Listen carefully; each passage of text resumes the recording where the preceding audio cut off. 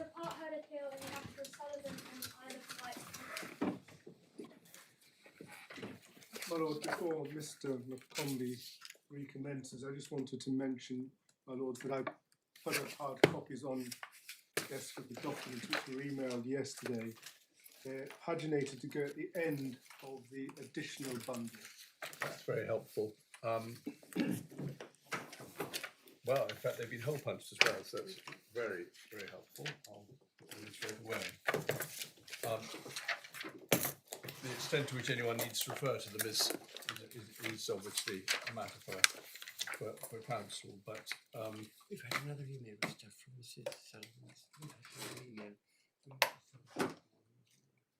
Extracts from Employment Tribunal judgments. Did you prepare that? no. Okay. No, I was deprived of my computer this morning. I got the replay. Right. Yes, there are additional documents I think the claimant has sent. You're going to in. explain those in a moment. Yes, I see. Well, thank you. This is very helpful. We've done that. And then you were about to say... Yes, I think the claimant has sent in 2 documents overnight herself. Obviously, the court will have regard to those if they consider them. Yes, very well, thank you. Which is the first document? Can I just explain? I've had email problems. My account was deleted this morning. Right. I haven't had either the email yesterday evening or one this morning. So if they could be sent again, Yes. not instantly, but just for the record. But we do have everything that's come by email. We have in hard copy. No, you don't have the hard copy of the 2 additional documents the claimant sent. I hadn't. Oh, I see. Well, my clerk has done them for me. That's what.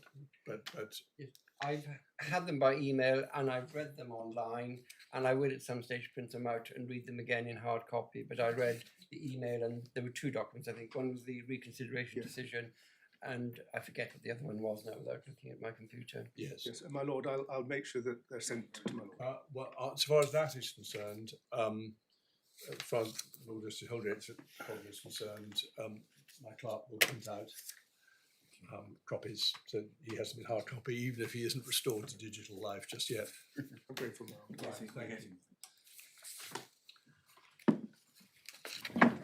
And we also have, obviously not from you, Timis and Ossipov, which I guess, I'm sorry, so many forests have had to be cut down for this. This is the one where there was some discussion, Ms Darwin. Perhaps you can remind us of the paragraph. My Lord, it's paragraphs 5 to 33 where you set out paragraphs 5 to 33 where you set out in your judgment the legislative history. Right. The issues are obviously very different in that case, but it may assist you. Yes, that's what, but it does have in it a passage where I refer to evidence we had, I think, from Miss Garden or her predecessor about the why the route was taken of slotting it into the Employment Rights Act rather than using a discrimination model. It refers to the slotting in the Employment Rights Act, but I think this must be the case that you had in mind. I'm sure it is. Thank you. Well, let's not spend any more time on it, but I'm most grateful to you for getting it out. Well, I'm moving on this morning to talk about the situation of this claimant. Yes. By reference to various facts. And the first place to look, please, would be the Employment Tribunal's preliminary hearing decision, page 120 of the court bundle.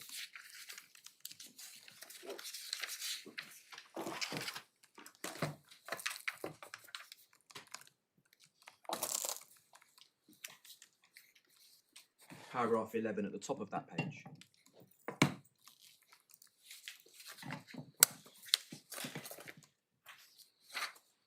Yes.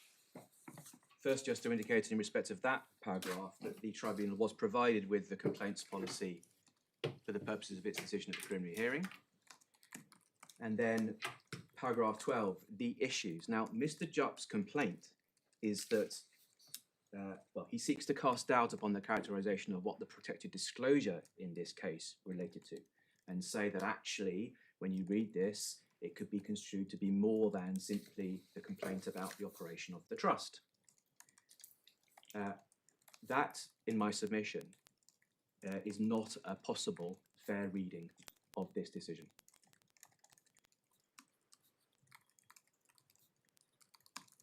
In paragraph 12, the judge clearly says that what the tribunal is doing is clarifying with the parties the issues for determination at the preliminary hearing. And she goes on to structure the decision by reference, firstly, to those issues. So the bold heading, paragraph 1.1, is about status.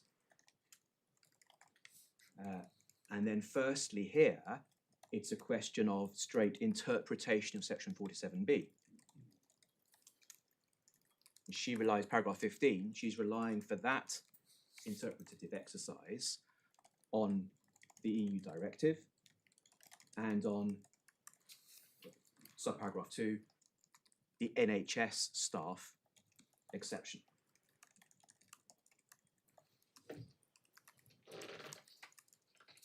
And then within that section of the decision, you've seen already paragraphs on the next page, paragraphs 17 and 18. So it's in paragraph 17 that what's being clarified is specifically the issue of what the protected disclosure would be.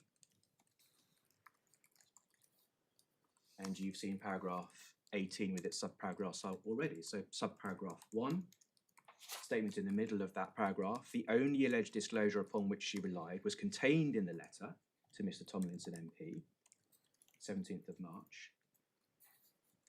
Subparagraph 2, at the end, the claimant's alleged disclosure relates to the alleged activities of a manager and the respondent, Mr. Porter, who was also a member of the interview panel, regarding the operation of a charitable trust. And we get closer and closer to the narrowing down of the claimant's case. Can we just be clear about this? What Mr. Jupp suggested was that subparagraph 2 was, didn't it read on its own, ambiguous, or possibly not even ambiguous. It says the main focus is the alleged conduct of the respondent during the interviews, how she was described. But, he says, the letter also referred to financial irregularities. The claimant's alleged disclosure relates to the alleged activities. Might that not be read as saying there are two disclosures here, one in which I don't need to say anything about the alleged conduct, two, about financial irregularities, and then the sentence, the claimant's alleged disclosure relates to the alleged activities of Mr. Porter and so on, is, as it were, particularising the second disclosure. It's not saying that was the only disclosure, which would be a bit odd. Well, as I was saying, we get closer and closer, okay, actually, fine. because in subparagraph 3 is where it is stated the claimant confirmed that it is her case that, and I noticed the reference to such matters, but then when those matters are described within that paragraph, in summary, the claimant says that she made a disclosure which, in her reasonable belief, was in the public interest, and intended to show that a manager of the respondent had committed a criminal offence, fraud, and or had breached his legal obligations relating to the financial operation of a charitable trust.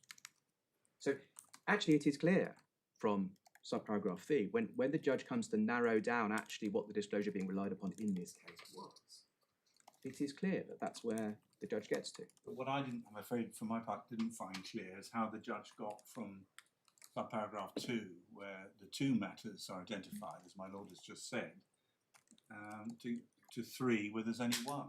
I mean, one can see the difference in text, but how she got there wasn't clear to me. Well, the way that she got there was by engaging with the claimant on the question of what her case was. Well, I think she did two things, didn't she? She looked at the particulars of claim, which we've got, and the written submissions, which if we have got, I've certainly not focused on yet. Yes, but just in direct answer to the question of how she gets from paragraph 2 to subparagraph 2 to subparagraph 3, it is by way of engaging with the claimant on the question, because she says, I clarified with the claimant what her case was.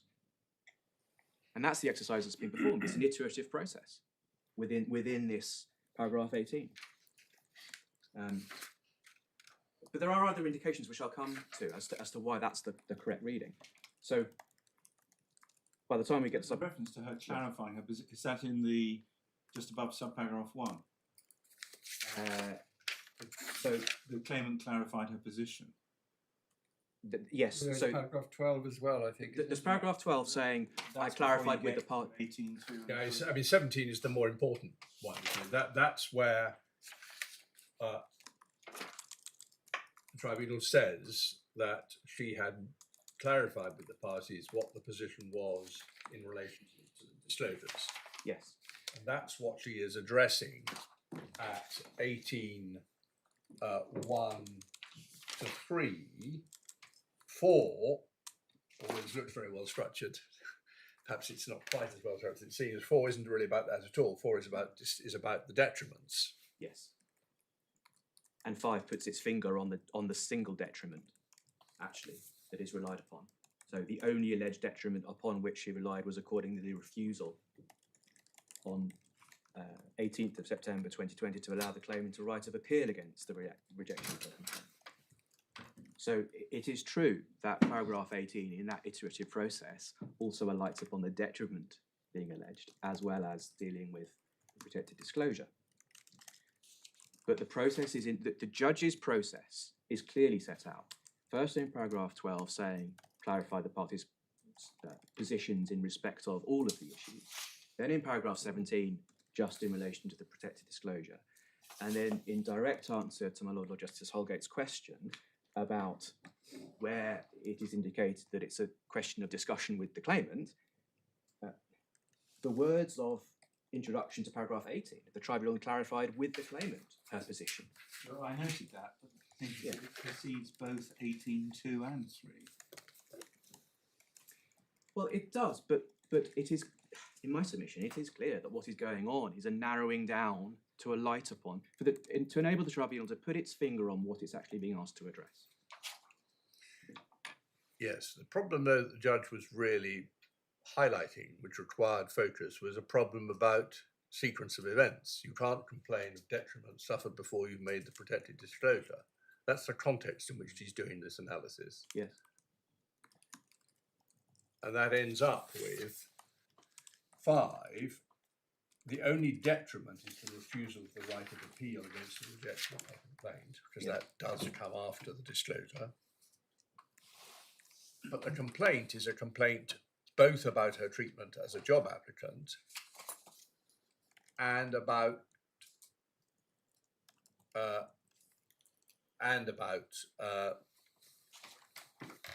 behaviour of a public official During an interview. No, behaviour of a public official the Shanklin Chine trust. Well, She brings a complaint about two distinct things. yes. One of which is employment related, that begs the whole question in the case, but one is related to her job application and one is related to something nothing to do with employment at all. Yes.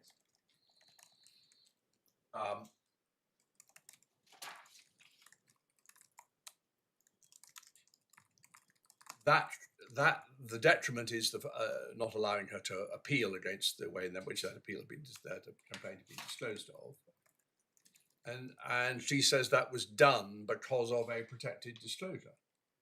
She also says it's an act of victimisation, but yes, my lord, she does say it is done because of a protected disclosure. So what the tribunal judge had to do, therefore, is identify what that disclosure was said to be, in order to work out what ultimately. Well, the tip lady point is about the detriment has to be a detriment that you suffer qua employee Yes. or qua worker. Having a complaint about Shanklin Chine rejected couldn't be a detriment that you had suffered as a worker, because it's got nothing to do with you being a worker. It's a public interest complaint. Indeed. But having a complaint rejected about how you were treated in the interview is arguably, and subject to the other issues in the case, related to her treatment as a job applicant. So Yes. does the tip lady point work here? Well, ultimately it does. And the reason I am exploring this is to identify the situation of the applicant. The protected disclosure the nature of that disclosure is relevant ultimately to the question of the groups that you have to compare. And it's not just a question of detriment. The reason I say that is that, in fact, if you look at the authorities, and I'll come to this, Okay. what you find is that you are entitled to take into account all of the circumstances, or the whole situation of a claimant in order to identify what the appropriate comparison is. Now that would include the nature of the protected disclosure.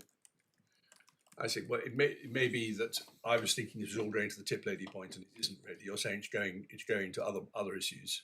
Yes. Yes, I see. Yes. Very well. It is a question of exploring and identifying the situation of this applicant as. Yes, I see. Anyway, it's been a helpful exercise just to go through paragraph 18 and see exactly what you say about it. Do you need to go through any more of it? Not at paragraph 18, but I will take your lordships to a few other parts of this decision.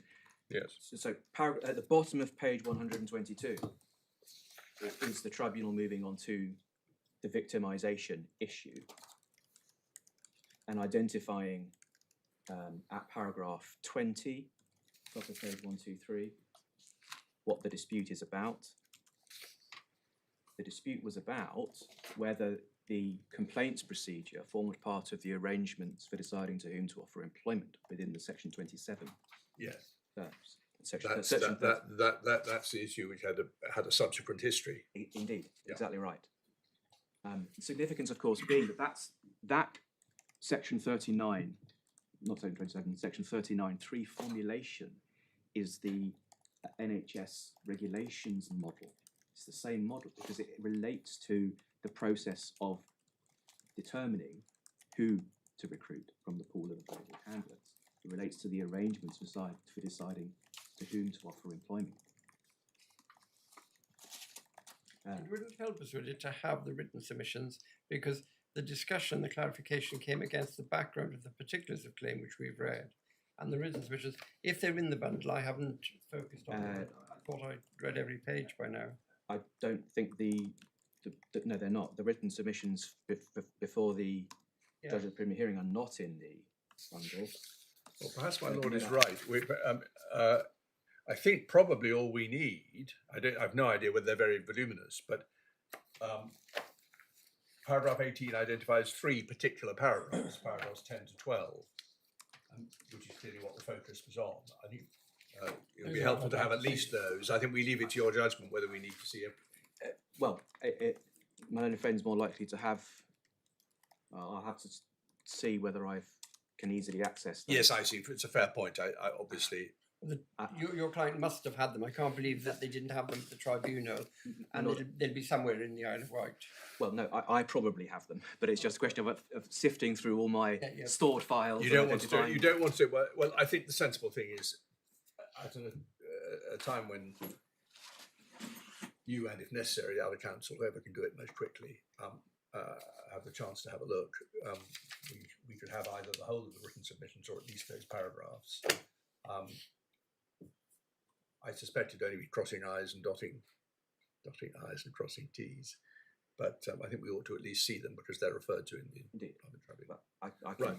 Thank you. Sorry, you were taking us to 122. I've just noticed in the supplementary bundle, page 12, the appellant's skeleton for the EAT. You might have thought that any ambiguity or problem with regard to this you might have raised, but at paragraph 8, describing the background, she alleges this was a protected disclosure. Last sentence of 8 refers to the Shanklin Chine matter. Then at 10, the interview issues are raised, but in a different context, without referring to them as part of the protected disclosure. Well, one of the points here is that there's no appeal. This appeal certainly is not premised upon the judge mischaracterising the case at the preliminary hearing. Yes, and as far as I know, there has been no attempt to appeal on that basis, independently of this particular appeal. Well, it's not in the grounds of appeal. Yeah.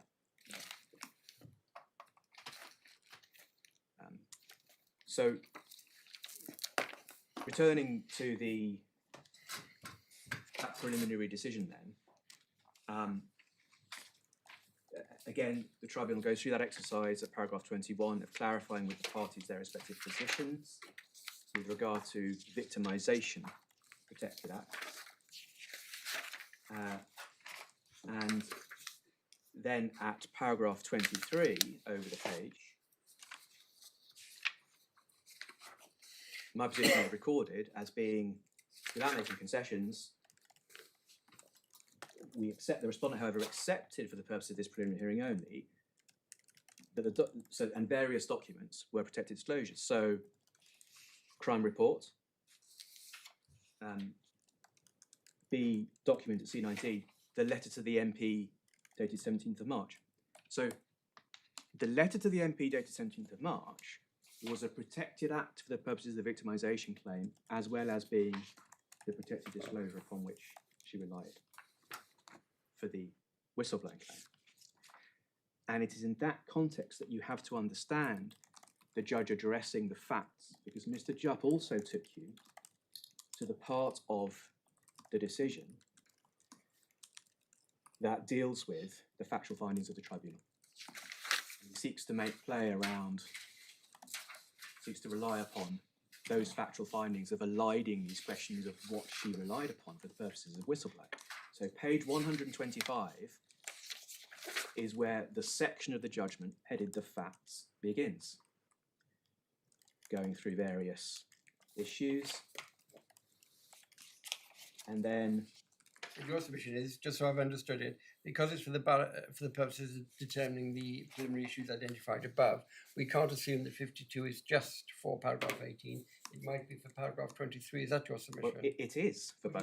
Yes. Okay, not that it my might lord. be, it is right. It's not that it could be, it's that it is. Because if you look at paragraph 39,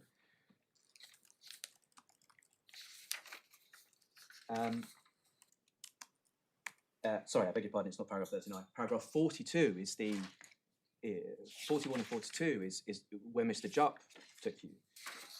And paragraph 42 in particular, because it starts, letter to the MP is the document which was relied upon by the claimant as a protected public interest disclosure. Well, that's true. And he relies upon the fact that paragraph 42 goes on to recount both matters. Well, the reason it recounts both matters, in other words, the protected disclosure, but also the protected act for victimisation purposes, is because the fact that it was a protected act for victimisation purposes was relevant to the section 39 question. Now, it is arguably not expressed as clearly as it could be because of that first sentence of paragraph 42. Which nonetheless does relate back to paragraph 18 in line Indeed. 3. Exactly right, my lord. That's the first point. And the second point, it is applying a comb that is too fine-toothed to this decision to place the great weight which Mr. Jupp seeks to place upon for the purposes of his submission, that actually there was a confusion over the nature of the protected disclosure here for the purposes of whistleblowing.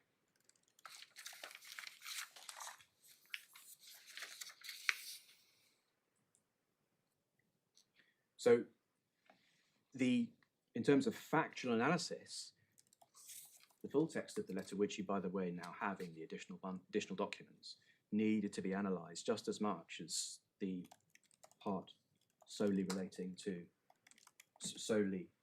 setting out the protected disclosure for purposes of whistleblowing. Now,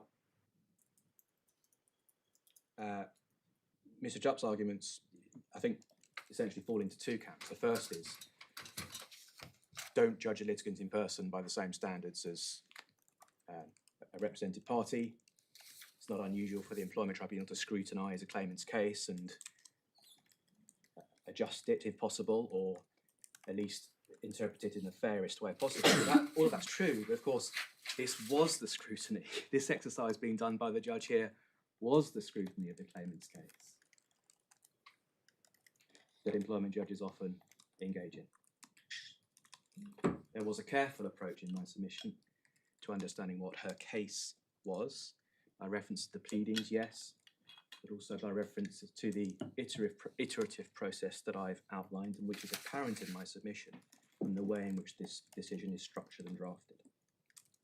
It's a little odd though, isn't it? Because through this process of narrowing, the judge ended up with a point which would have attracted the tip lady. Yes, and then the judge would be familiar with that decision. Yeah. And it was sort of at the hearing would raise the dealing with the litigant in person, raise the obvious question as to whether the other matter which could qualify as a legitimate protected disclosure was in fact the true complaint for the purposes of this legislation.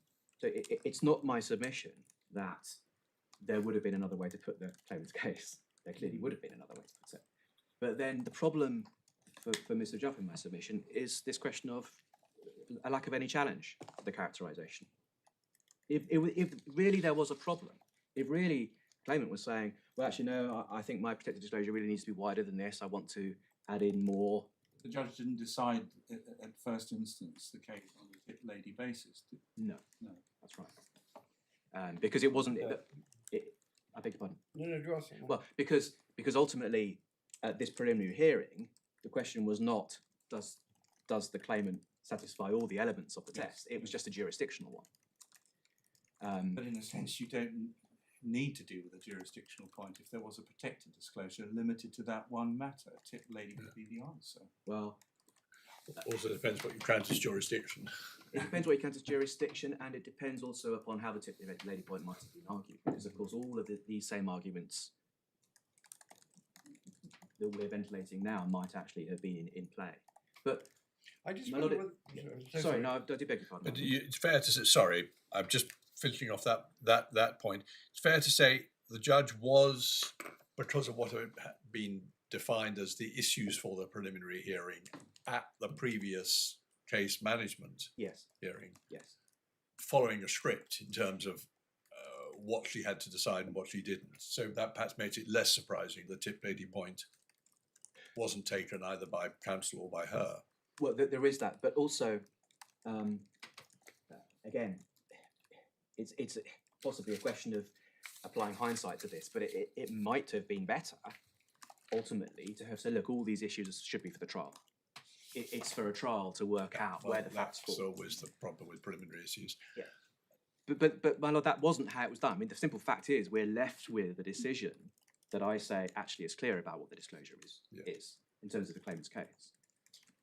I got in ahead of my lord, who had a point. yes, I was just thinking, you've said paragraph 18 was a narrowing. I just wonder whether it wasn't a broadening, because on one reading, it's clear the complaints about the way the interview is connected would come within the scope of all of this. And it may be that what they were asking about was, did it also cover, rather than not only cover, the allegations about the trust? And when it says, paragraph 2, for example, whilst the main focus was the content of the interviews, it also included the financial irregularities allegation. And that would explain paragraph 42.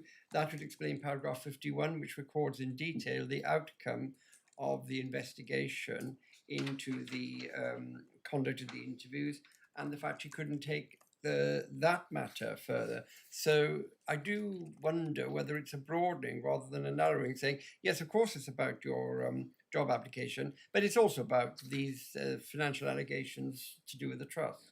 Well, my lord, I certainly don't resist any metaphor that ends up with the clear position that the claimant had pinned her colours to the mast on what her case was.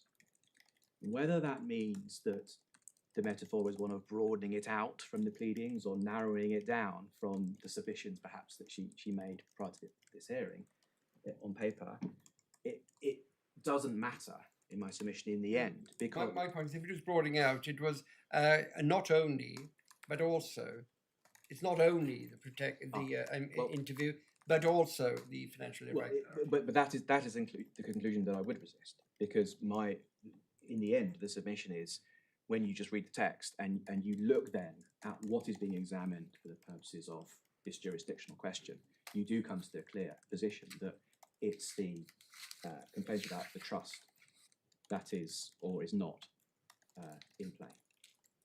And so, again, just relying on the absence of an appeal on this issue, and this, suppose, what we're told now is the mischaracterization of her case, ultimately goes nowhere if you are satisfied, and in my submission you ought to be, that the judge had identified clearly what the claimant had said the protected disclosure was. It would also, last point on this, it would also be odd. She's complaining she didn't have a second bite of the cherry, the appeal process. There's no doubt that the first bite of the cherry looked at and was intended to look at both the interview allegations and the trust allegations.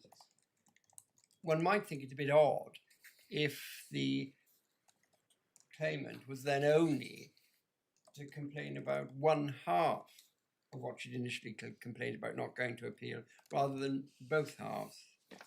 Well, I think, my lord, in the end, all I can say about that is there's an awful lot that is odd about the way this case was put and fought, and about the evidence in it. There would have been potentially so many ways for this claimant to have put her case. All sorts of different issues were arising out of the allegations that she made, ultimately at trial all rejected. There would have been multiple ways to put it. And it's not going wrong for a judge in an employment tribunal, having faced with a list of jurisdictional matters to engage with, to seek to identify precisely what was in play and what wasn't. Right. Well, we've probably taken that point as far as we can.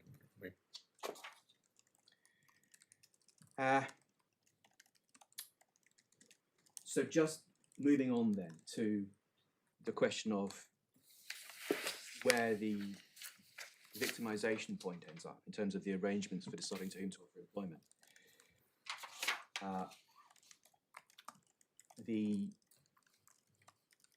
I think, as you know, that this decision was that the complaints process did fall within that set of arrangements. Now, at trial, that conclusion was reversed. And I didn't understand this to be a matter of dispute, and I don't think it is, but just so that you're clear about how that happens, in the additional documents you now have the decision at trial of the judge. The page number where that starts is 161. I don't mind having it explained to us, but how does it actually fit it?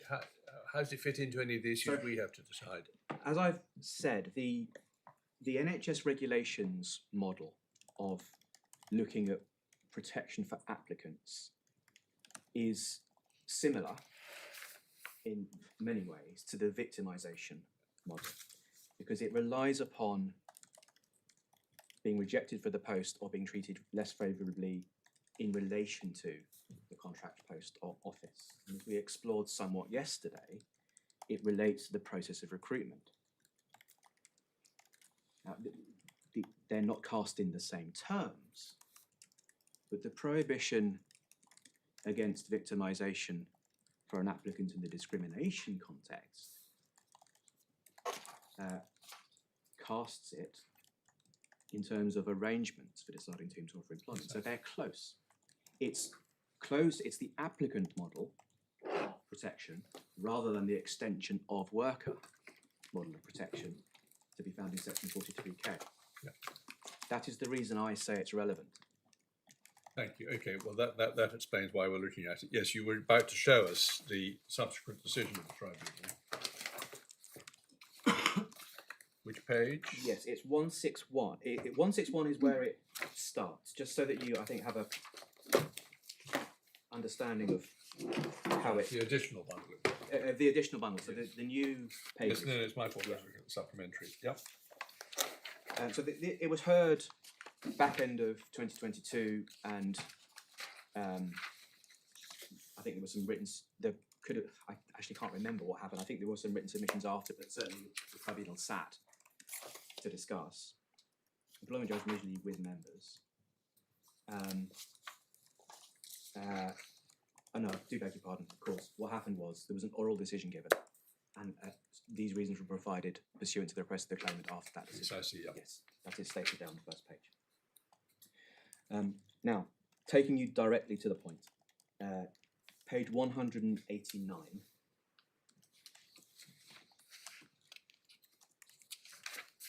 is at paragraph 157, title immediately above Rule 70 reconsideration. They record the fact that there was already an appeal on foot by that stage, and say that they are reconsidering the Section 39(3) decision that had been made at the preliminary hearing. That's the victimisation decision, of course. Now, in fact, just so that we are clear about this, my lord, I did not invite the tribunal to do this, and the reason I didn't do that, or I didn't press for it anyway, let's put it that way. The reason I didn't do that was because, to be candid, we wanted to win the case on the facts. We didn't want to give the claimant the opportunity to appeal further matters. But where the tribunal gets to here is to decide on page 195, discussion and conclusion. So paragraph 195, claimant argued before Employment Judge Gorage that she was an applicant, deals with section 39(3). Paragraph 197 deals with the two straightforward, I say, factual points. So A, the complaint did not relate to the decision not to appoint the claimant, and B, the decision was made prior to the complaint being issued. The arrangements were then at an end. Now, we've touched already on the nature of that complaint and what it was actually about. But in essence, the submission was that this process had no influence at all either way on their recruitment decision.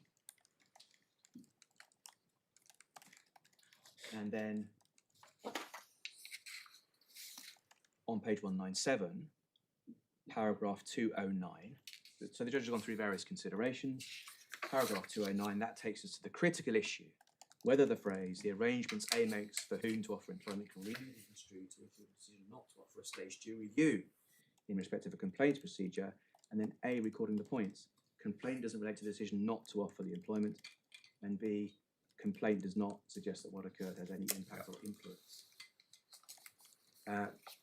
And then paragraph 212, weighing all those factors in the balance, we cannot see that the words in section 39(3) can be construed to include a decision not to offer a stage 2 review. Such an interpretation would be to torture the language of the statute beyond breaking point in circumstances where there is no interpretative obligation which permits it. So there you have the reversal of the decision that the complaints procedure itself fell within the ambit of the arrangement. And again, there is no appeal that has survived. And Mr. Jutt may reply on this, seeking to suggest that in some way the appeal that's on foot still before the EAT, or the second appeal, perhaps brings this back into play. In reality, what we have is the decision of the tribunal to overturn the view that the arrangements within the complaint process had relevance to the recruitment decision. Well, my lords may understand the position, but I'm not sure I've got it clear in my head. There was an application for reconsideration, which we've written this morning. That was unsuccessful. There was also an appeal to the EAT, which was rejected on the SIFT, except for 1 point. Yes. And you're saying the 1 point which has not yet been heard, yes, is nothing to do with this. Yes. What is the 1 point? The 1 point relates to. Do we have the grant of permission? And we do something, don't we? We have the. I say it's not. It's not a grant of permission, but it's a. Which Draft grounds are well, summarise it for the moment, and we can, if we have to look at it, we will. But what is the point that's been allowed to go ahead? So what is attacked is paragraph 145 Yes, of the 187, yes. yeah, it's about what the claimant says is a misunderstanding of the evidence in relation to Mr. Porter's participation Point, in the isn't it? complaints In procedure. considering whether or not they believe the claimant that certain remarks were made, they refer to what they say were the denials of Mr. Porter in the investigation process. Yes.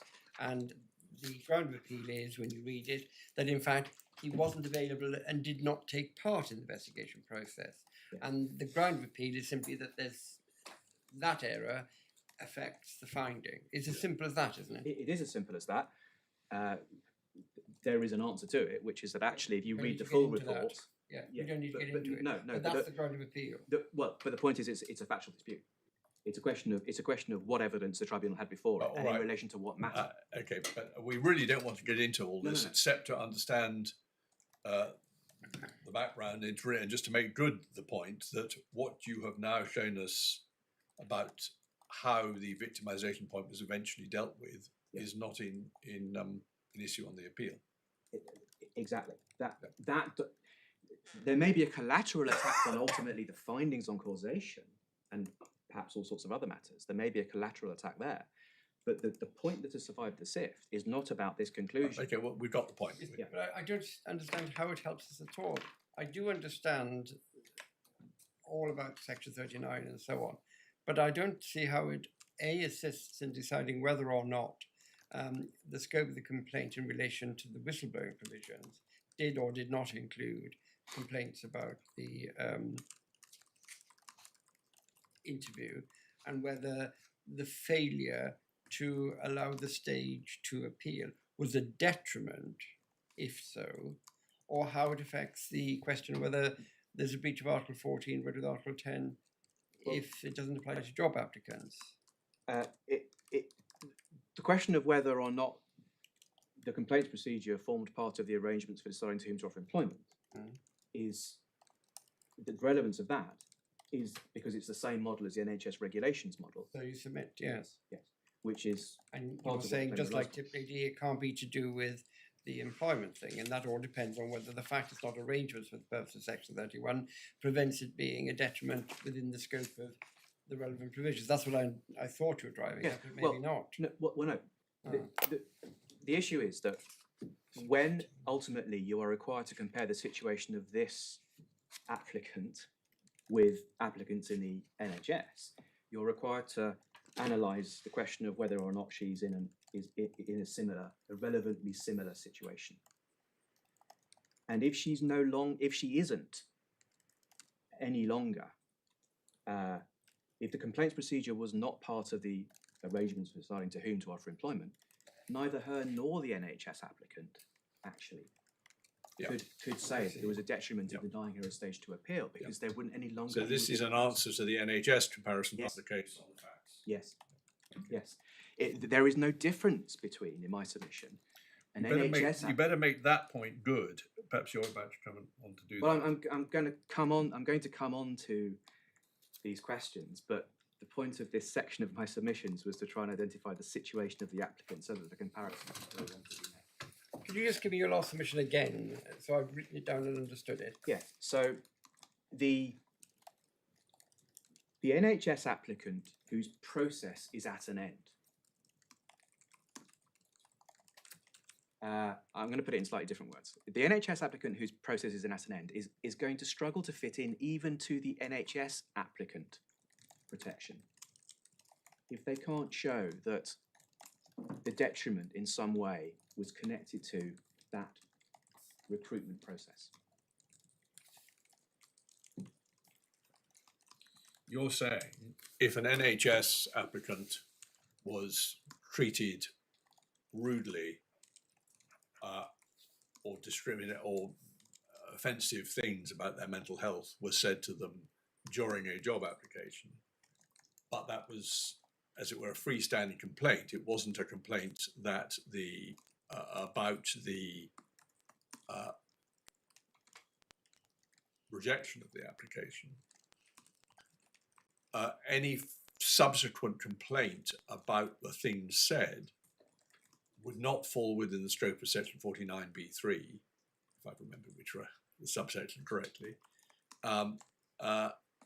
And so it doesn't help this claimant on her facts to say I ought to have been treated the same way as an NHS applicant. Yes. That's the point. That's one half of the point. And the other half of the point is that if an NHS applicant had made a disclosure about something, and within the process that hadn't affected their treatment in relation to the post and the recruitment to it, hadn't affected their rejection for the post or their recruitment to the post, but had affected something else later on, had, for example, led to the rejection of a wholly independent complaint outside the recruitment field, then they would not fall within the scope of protection for NHS applicants. Okay. It's not clear to me whether you're saying that therefore there's no differential treatment between this claimant and an NHS job application, or whether you're saying you must be saying that because they are in a materially analogous position for this purpose. Well, I say both, my lord. They both. It's I say neither both. differential treatment nor yes. Yes, I say. Sorry, just to be clear, in respect of this specific point about an NHS, it wouldn't have helped an NHS applicant either. It is that there's no difference in their treatment. But I also say that they're not in material similar situations. But that's for other reasons. That's for other reasons. Yeah. Yes. Okay. So that's the box that this submission goes into, just that I've understood it. Yes. Okay, we take a long time to get there, and I'm concerned about time. But I think that it's nevertheless been a helpful exercise. Where are we going now? Into one or two of the authorities. I have, unless there are further questions about the situation of the applicant, those are the submissions that relate to that.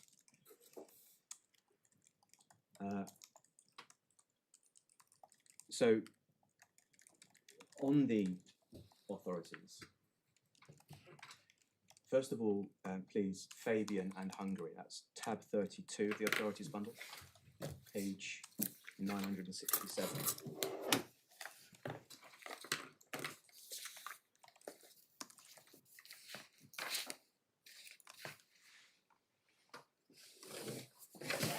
So which tab did you say? Page, it's tab 32.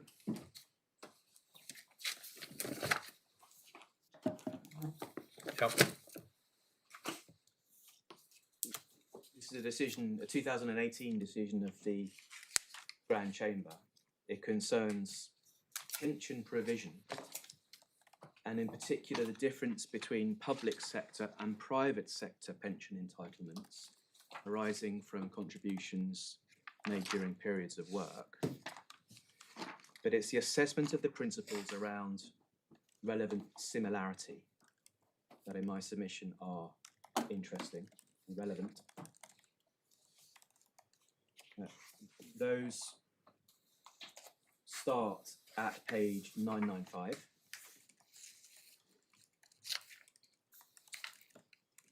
Nine five. 995, yes.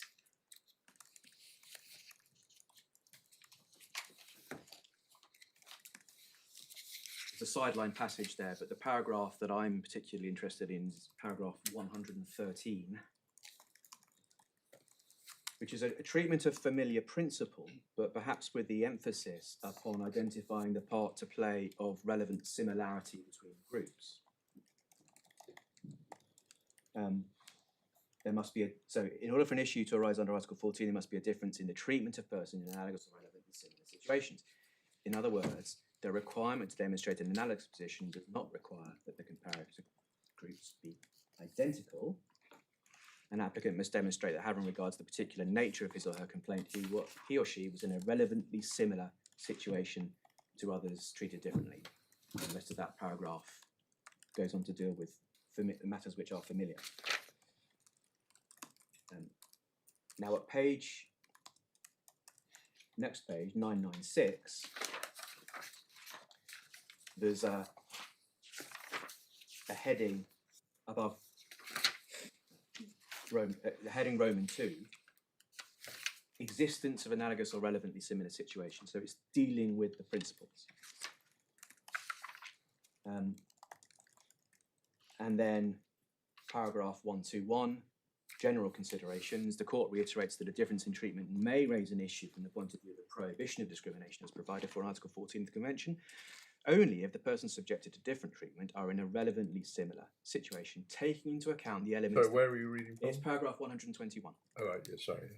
Taking into account the elements that characterise their circumstances in a particular context. So it's just the first sentence that I've just read. But then the court notes that the elements which characterise different situations and determine their comparability must be assessed in the light of the subject matter and purpose of the measure which makes the distinction in You question. can get that from SC, Well, paragraph 59.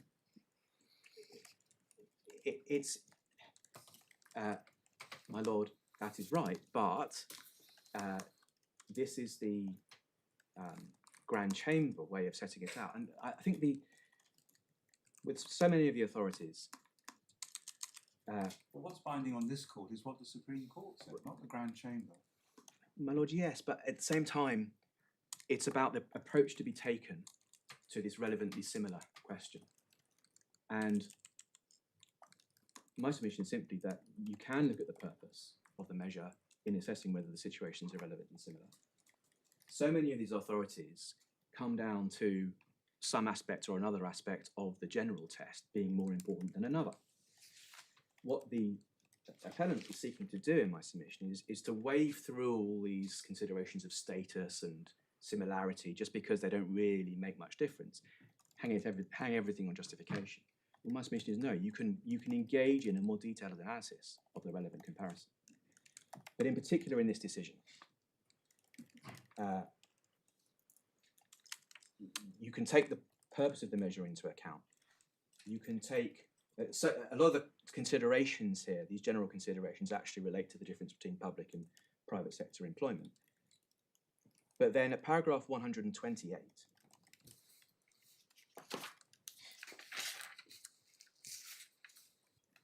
finally, it should also be observed that even when confronted with issues of comparisons between professionals belonging to different categories, irrespective of public and private sector divides, as referred to above, the convention institutions have been disinclined to view different types of functions as giving rise to analogous or relevantly similar situations. Now, my submission here is that this actually meets the claimant's case at its highest point, because that is that she has an occupational classification, that of whistleblower, or that of, that of applicant, that is an occupational classification which bears comparison with the occupational classification of worker. Well, and it's a rather odd way. I'm not sure it is how they're characterising it, but still. Well, this is all at a very theoretical level. I mean, I'd rather take the same view as my lord. We've got a clear model for approaching these issues in SC, and I remain to be persuaded that looking at some of the underlying Strasbourg jurisprudence is going to help us, unless it's very much on point. Can I short circuit any closer analysis of the text of Fabian, right, and come to the point? And it may be that my lord will say, well, we know this, but it's that you can engage in a detailed analysis of the comparison. You don't just have to say, well, because we're talking about applicants in various contexts and we're talking about workers in various contexts, that means we can immediately see that there is a relevantly similar situation. Because in this case, ultimately the decision was that the pension question, the fact that the case was about pensions and two different groups entitled to two different sorts of pension, was not enough to make the circumstances relevantly similar. The question for us really, firstly, is the person who applies for a job the same as the person who's already got a job, given that the person who's got a job has rights and duties, and you could put it broadly, more to lose?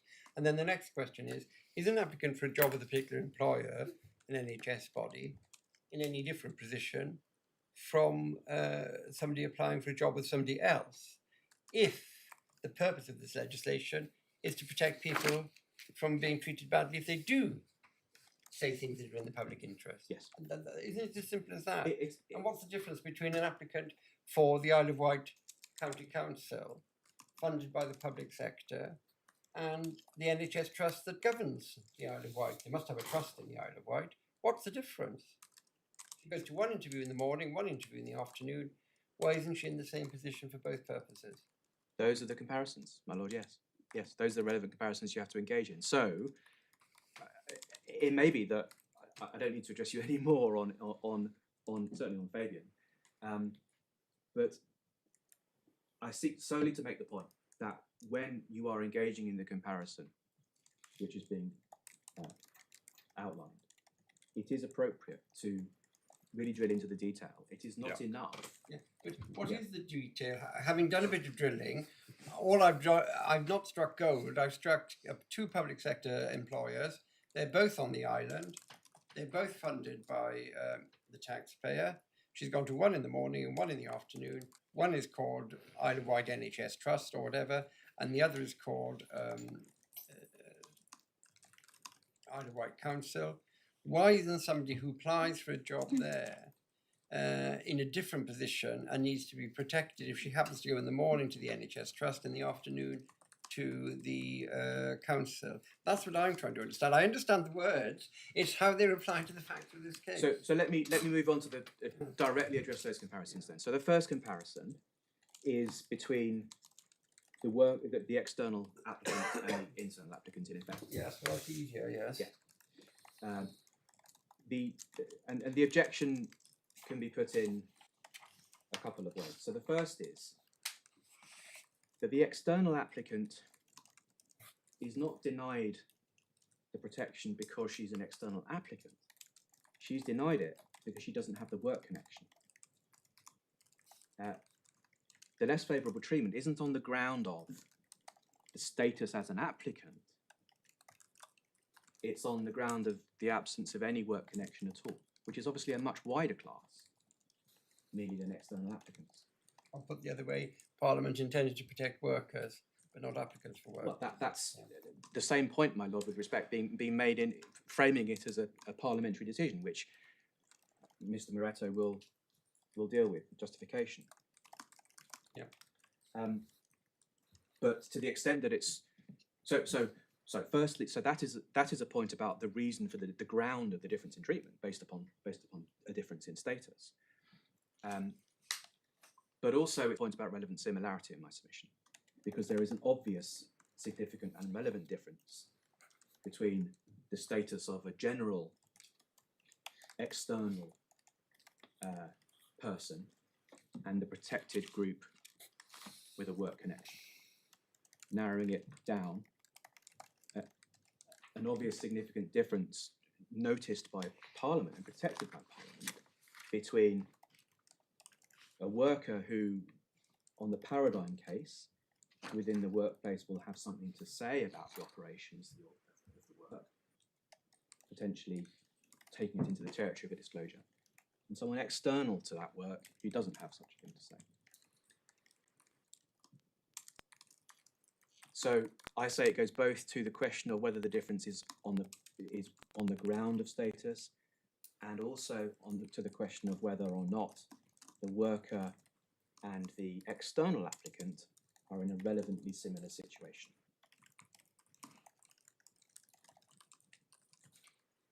Now, a person who doesn't possess the work connection with the employer,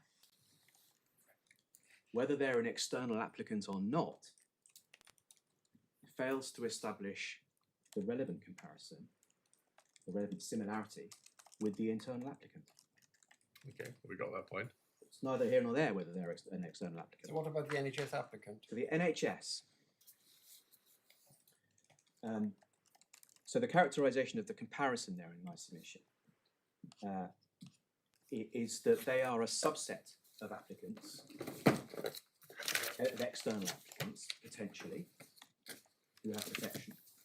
So the difficulty for this claimant is that really the protection afforded there is in respect of the application process. So on the fact she doesn't have the comparison, firstly, because she's not within that process, according to the findings of the tribunal. Well, that's looking at the question of whether the second stage general complaint falls within it.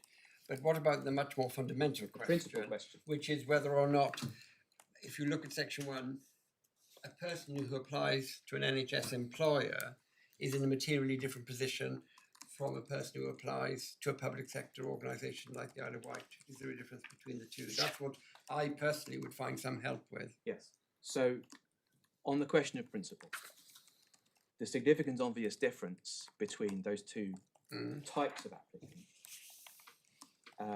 are outlined by reference to the purpose of the measure, that it seeks to protect the particularly serious potential cases of NHS whistleblowing. Seeks to protect, I missed that, just I didn't hear it. Particularly serious potential cases of NHS whistleblowing. And those factors are set out by the Employment Appeals Tribunal. Hold on. And rely on those In potentially serious cases of NHS of NHS whistleblowers. and they're in the EAT, you say? So they're paragraph 38 of the EAT decision.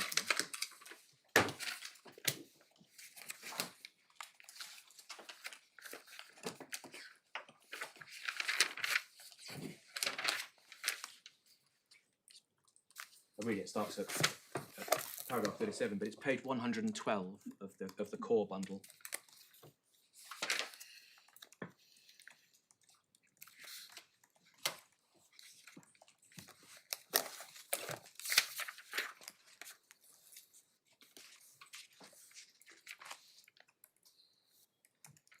Where the judge goes through the basis of the extension on the NHS model to applicants by reference to the material identified and presented to her on the appeal. And then at paragraph 38 goes on to say, I have regard to that material not for the purposes of construing the legislation, but at this stage for the purposes of considering whether the circumstances of the putative comparator group are analogous to those of the external applicants in other sectors.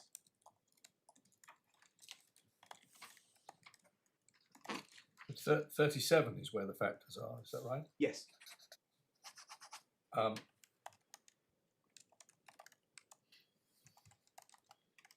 So the differentiating circumstances are the identity of the employer and the greater public interest in ensuring that those concerned with healthcare, any allegations are protected. That sums it up, my lord, yes. Hang on 1 second.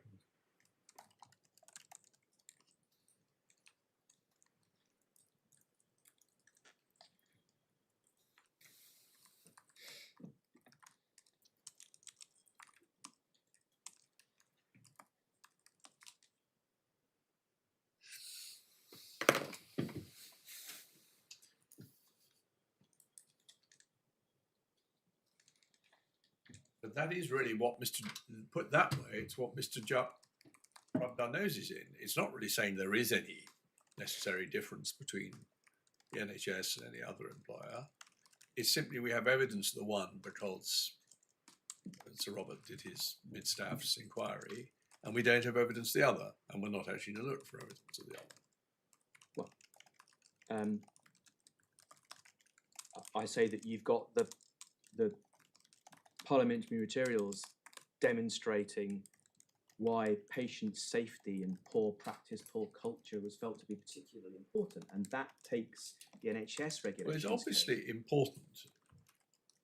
If you had studied the NHS and had studied other sectors and said the problem is much more acute in the NHS than it is in other sectors, or that it's more important that people die if patient safety is about patients dying or suffering serious injury, whereas the subject of most other whistleblowing complaints is less acute, maybe less serious, certainly less acute. But that's not actually how it's put. It is simply put, we've got evidence of the problem in the one and not in the other. That's how Mr. Jupp would put it, and that's certainly the flavour that comes across from paragraph 37 is, in a sense, historical accident. We've just had a look at this, and there's been a great fuss about it, and lots of people are died in mid Staffordshire who shouldn't have. partly because nobody blew the whistle. And so it's in the public eye. Well, the citation the judge gives at the top of page 113 from Baroness Mansour actually it is dealing with the issue of culture, first of all. Yes, she said the whole point from the government perspective, it's not about evidence, it's about changing culture so that patient safety issues are actually better dealt with, and the whistleblowing extension in respect of NHS regulations is designed to achieve that objective.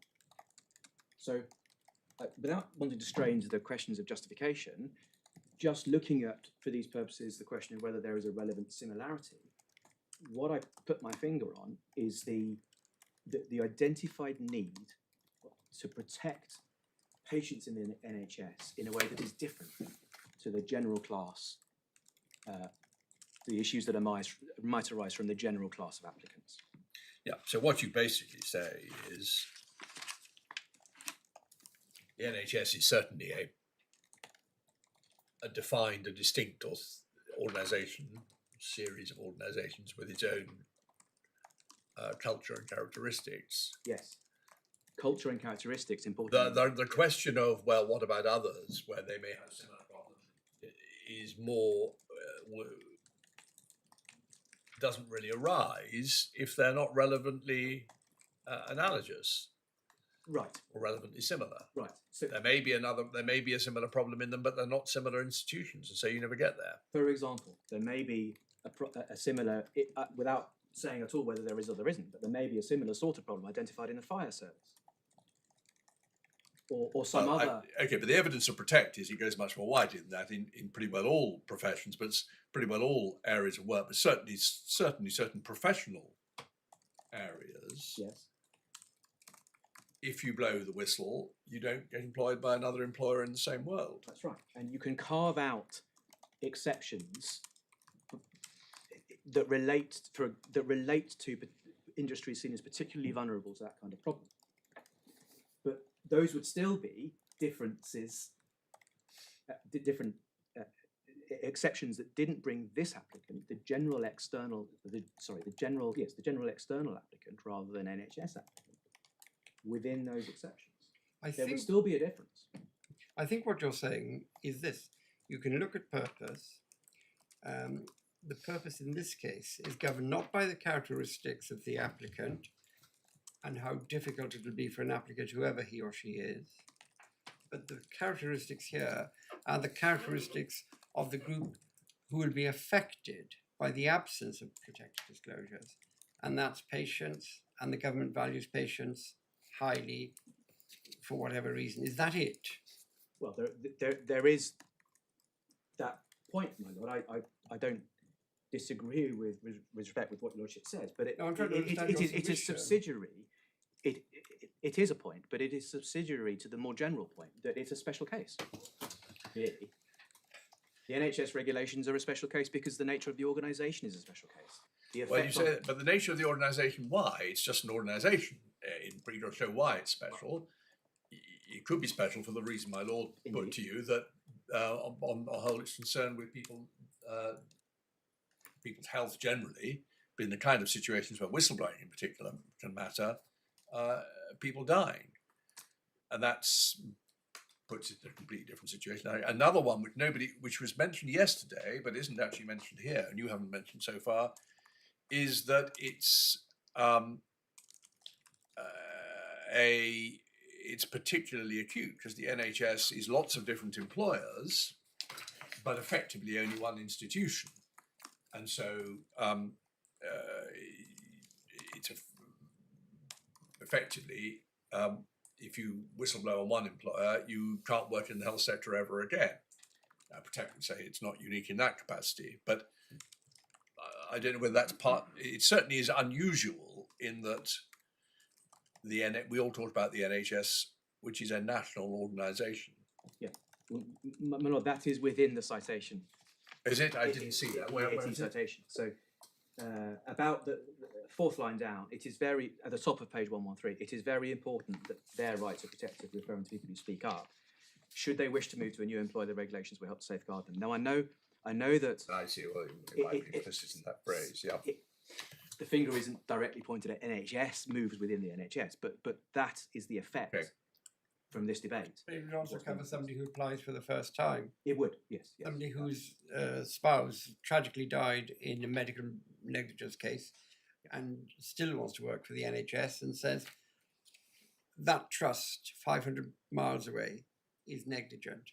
And somebody said, oh, we're not having her, she's just going to be trouble. Yes. She would be covered even though she's never worked in the NHS. And I accept that it covers that example as well. But it's about the features that make the NHS example. Well, that's what we're trying to draw out of you. It's obvious that the NHS has been treated as a special case.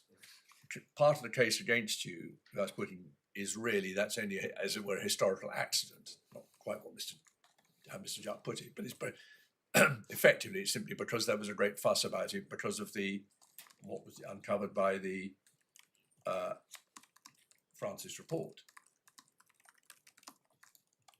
What we're trying to encourage you to do is to say, no, it's more than that, but what the more consists in, what's special about the NHS, why it's a special case, apart from that historical accident. But I'm attempting to do that. You are, I know, but I'm just trying to get to focus it. And we've got patient safety is special. The problem of the NHS being a monolithic employer is greater in degree than with anyone else. The change of culture that was apparent. The culture of the NHS is apparently a reason to look at protecting NHS applicants in a way that is different to others. But we don't know whether it's not the same culture, say, in the financial industry. I know nothing about the financial industry, but it may well be if you had some financial person and they heard that an applicant had shopped a previous employer, a previous financial institution. For all I know, in the financial industry, the culture is the same. Don't touch anyone who's a troublemaker. If he or she has blown the whistle, she's a troublemaker or he's a troublemaker. So I just don't know if the culture is more resistant to disclosure in the NHS than in other industries, the fire service or wherever. My lord, it's true that would depend upon evidence, yes. We haven't got evidence, No, so we can't rely on the culture. It might go to justification, but Can I try yes. and understand this discussion in terms of legal principle? Because this started off by saying, well, we haven't got evidence on other sectors where there may be similar problems. Financial sector, for example. But in terms of what the court is being asked to do, we're being asked to read words into the statute which aren't sector specific. They would apply as a generality to all applicants. So in actual fact, it could be said that the absence of investigation into other specific sectors doesn't relate to the nature of the legal argument that's taking place in this case. Well,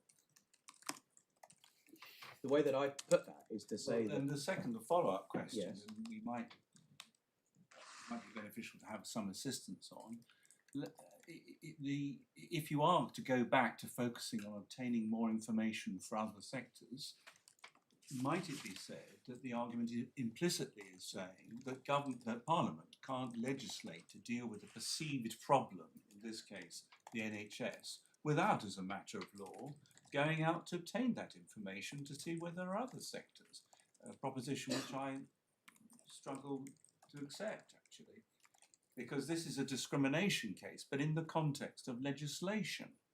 Yes, well that... It calls into question how Parliament can lawfully pass legislation when they're trying to tackle a particular problem which arose out of the Francis report. Well, that in my submission goes to remedy, really, but it's certainly something that It goes to a question as to what the court should expect Parliament to do. I think you're looking a gift horse in the mouth, Mr. Rigombi, if I've understood what or maybe Mr. Moretto would be. Maybe there's a simple answer to this, but it's just something that's troubling me at the moment as I listen. It's two things, I think. It's a material difference. A material difference is there is a known problem in this industry we want to address. justification, it may be that when Parliament knows there's a problem, that it's justifiable to deal with that, and they can't be prevented from dealing with that because it they don't hasn't- know if there's another problem in the financial industry or the fire service. I'm trying to avoid getting into justification questions Well, and remedy questions at this point. But Yes, and to I me- think it's a losing battle because many of the cases say almost the same issues arise Yeah. at both stages. I appreciate that. But still, I do appreciate your that. best if you wanted to. We won't criticise you if you slip into justification. Though. Well, I'm trying to leave justification to Mr. Moretto simply because the department produces the material and he's dealing with it. But just on the question of the differences between the types of applicant, without getting into the question of what evidence would show us, we've covered the ways in which the NHS case is different. In principle, it is a carve-out from generally the lack of protection for applicants, where what is in issue is the application for NHS roles with all the patient safety implications that brings, and the cultural issues that brings, and the regularity of moves within the single organisation that brings. And those factors make the situation of the general external applicant materially different. It is true that one could identify other industries where there is arguably a need for a carve-out. But ultimately, unless you were to say, well, the government should be just legislating for every single possible conceivable industry so that there is no residual category of general external applicants, well, that's just not a practical proposition to be taken. The NHS regulations are a carve-out for a particular employer based upon identifiable characteristics of the NHS, which are one, to the extent that evidence wouldn't be needed, which are one, the patient safety factor, two, the size and monolithic nature of an employer with lots of different, an organisation with lots of different employers within it. The general class of external applicants remains as a different a class with different considerations attached to it than the class, which is the class of NHS applicants. Okay, I think we, again, it's taken a little time to get there, but you very helpfully, it's been a useful discussion. I think we understand your case on the NHS. Anything else you need to say about that? No, there isn't.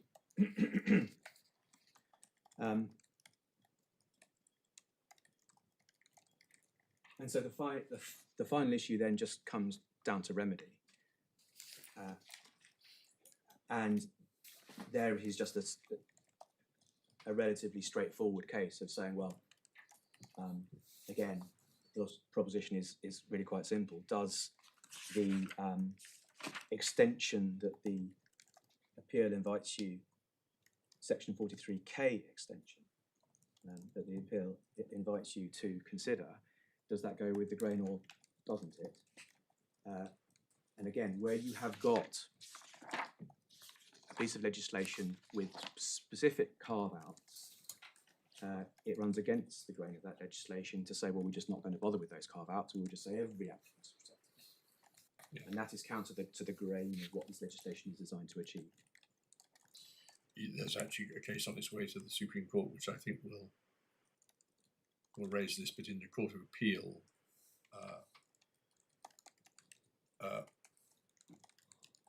we said, but for complicated reasons, didn't have to decide that Section 3 is not. It would be very difficult to apply in a case where you have a general provision, and Parliament has legislated for particular carve-outs. I'm trying to remember the name of the case. It's Not Kelly. no. I wasn't in it. I was just read it. Is it Kelly? No, it'll come back to me in a moment. It's effectively about bereavement pension. I thought that was Kelly. We don't want to. Don't think so. I'd let you know at lunchtime. Fine.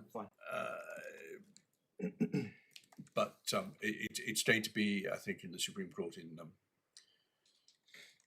later this term. But anyway, it doesn't matter. I'm really, in case anybody wants to look at it, it's really just the simple proposition that where there is a parliamentary carve-out, it's hard to say it goes within the grain of the legislation to say that there should be a separate carve-out. Yes, that's right. Yes.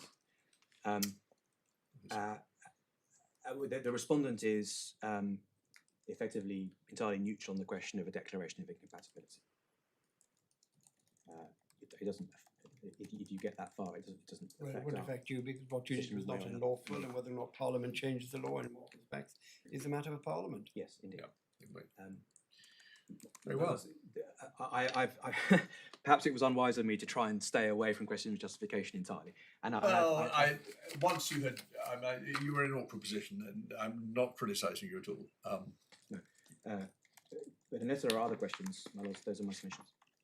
No, thank you very much, Mr. Moretto.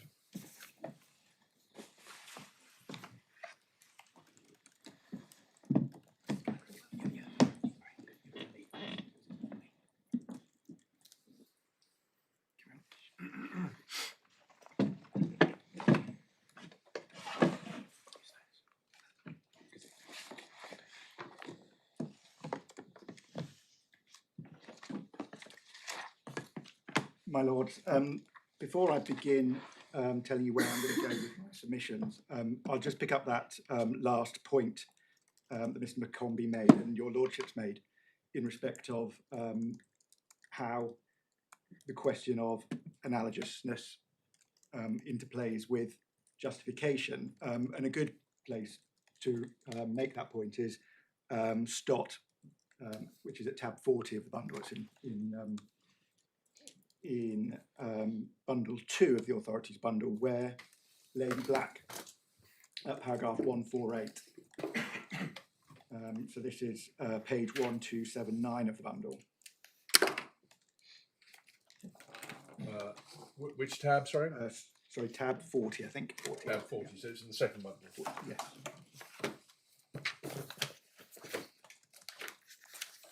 Yes, and what page did you say in the bundle? Page 1279.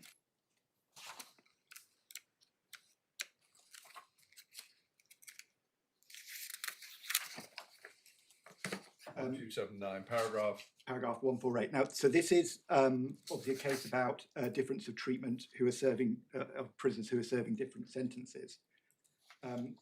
She says, recognising that there are valid arguments both ways in relation to issue 2A, which is a question of whether the two prisoners are in an analogous position, it seems appropriate to act on the wise suggestion of Lord Nichols of Birkenhead in Carson, that sometimes lacking an obvious answer to the question whether the claimant is in an analogous position, may be best to look at the justification first. And what she then says is, well, having looked at that, I will then come back to the question of an analogy, whether they're in an analogous position.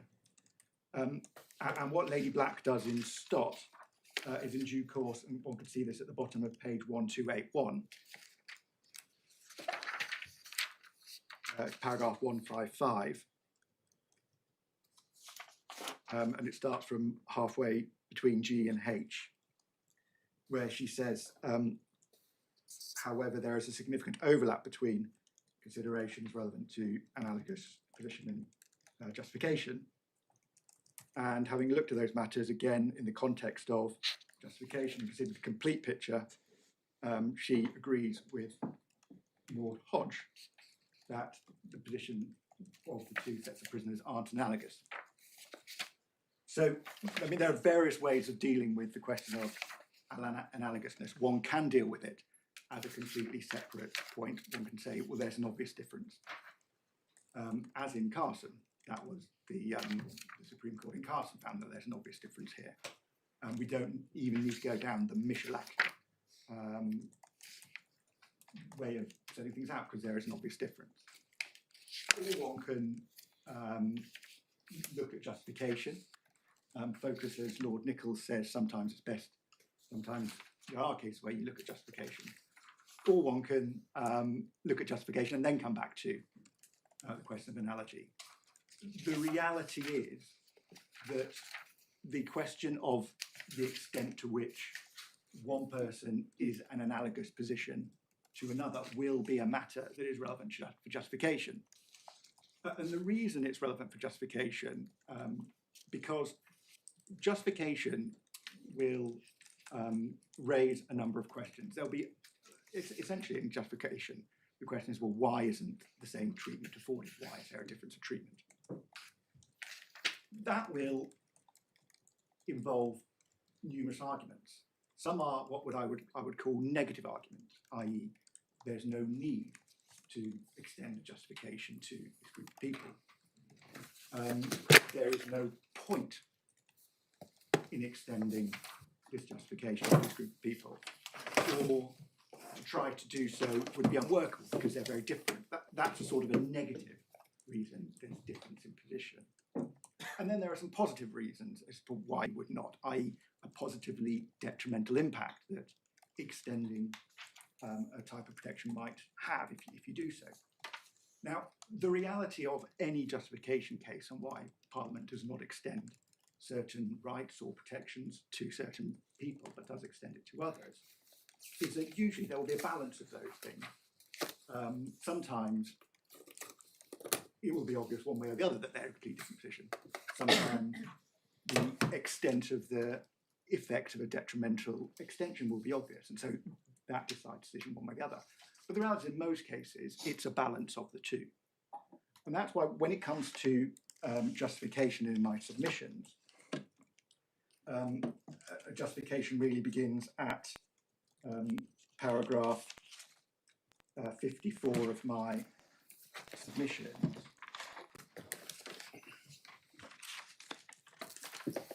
I'll come to the principle in due course, but just looking at the application.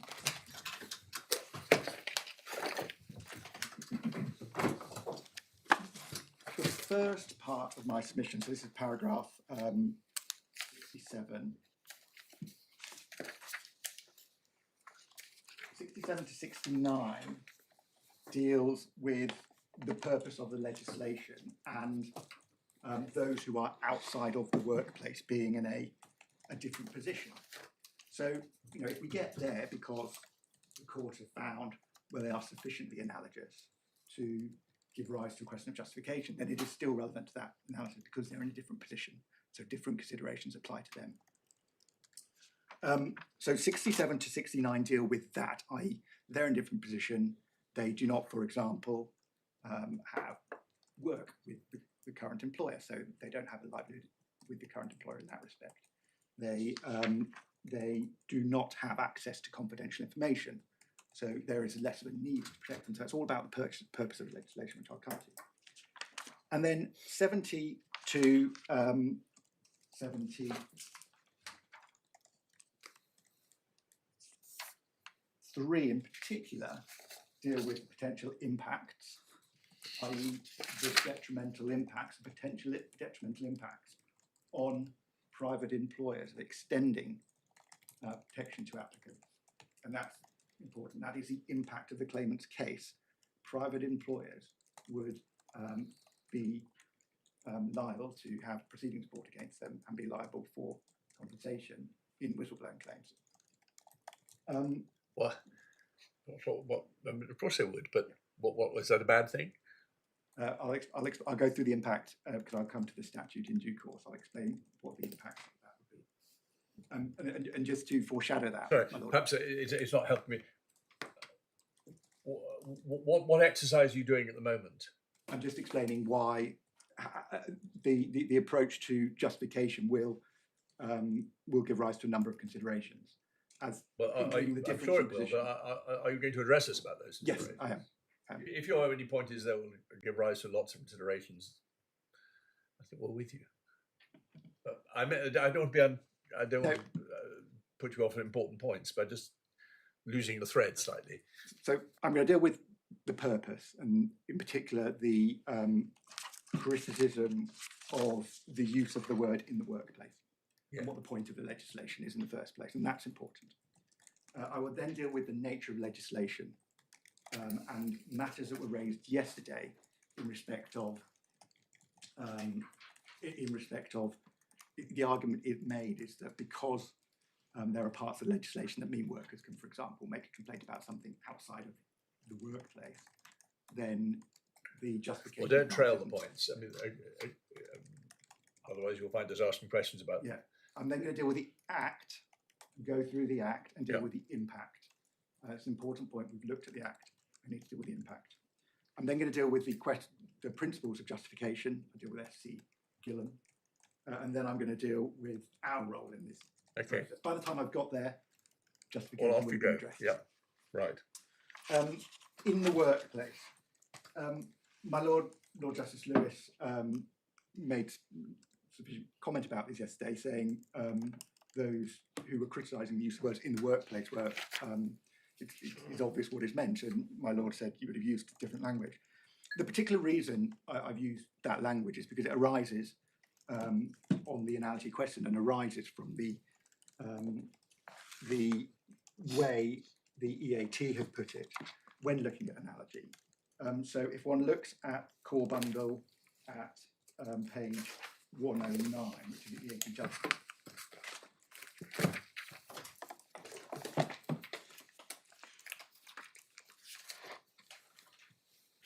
Mrs. Justice Ellenbogen deals with this at paragraph 32 to 33, so I'll let you read that.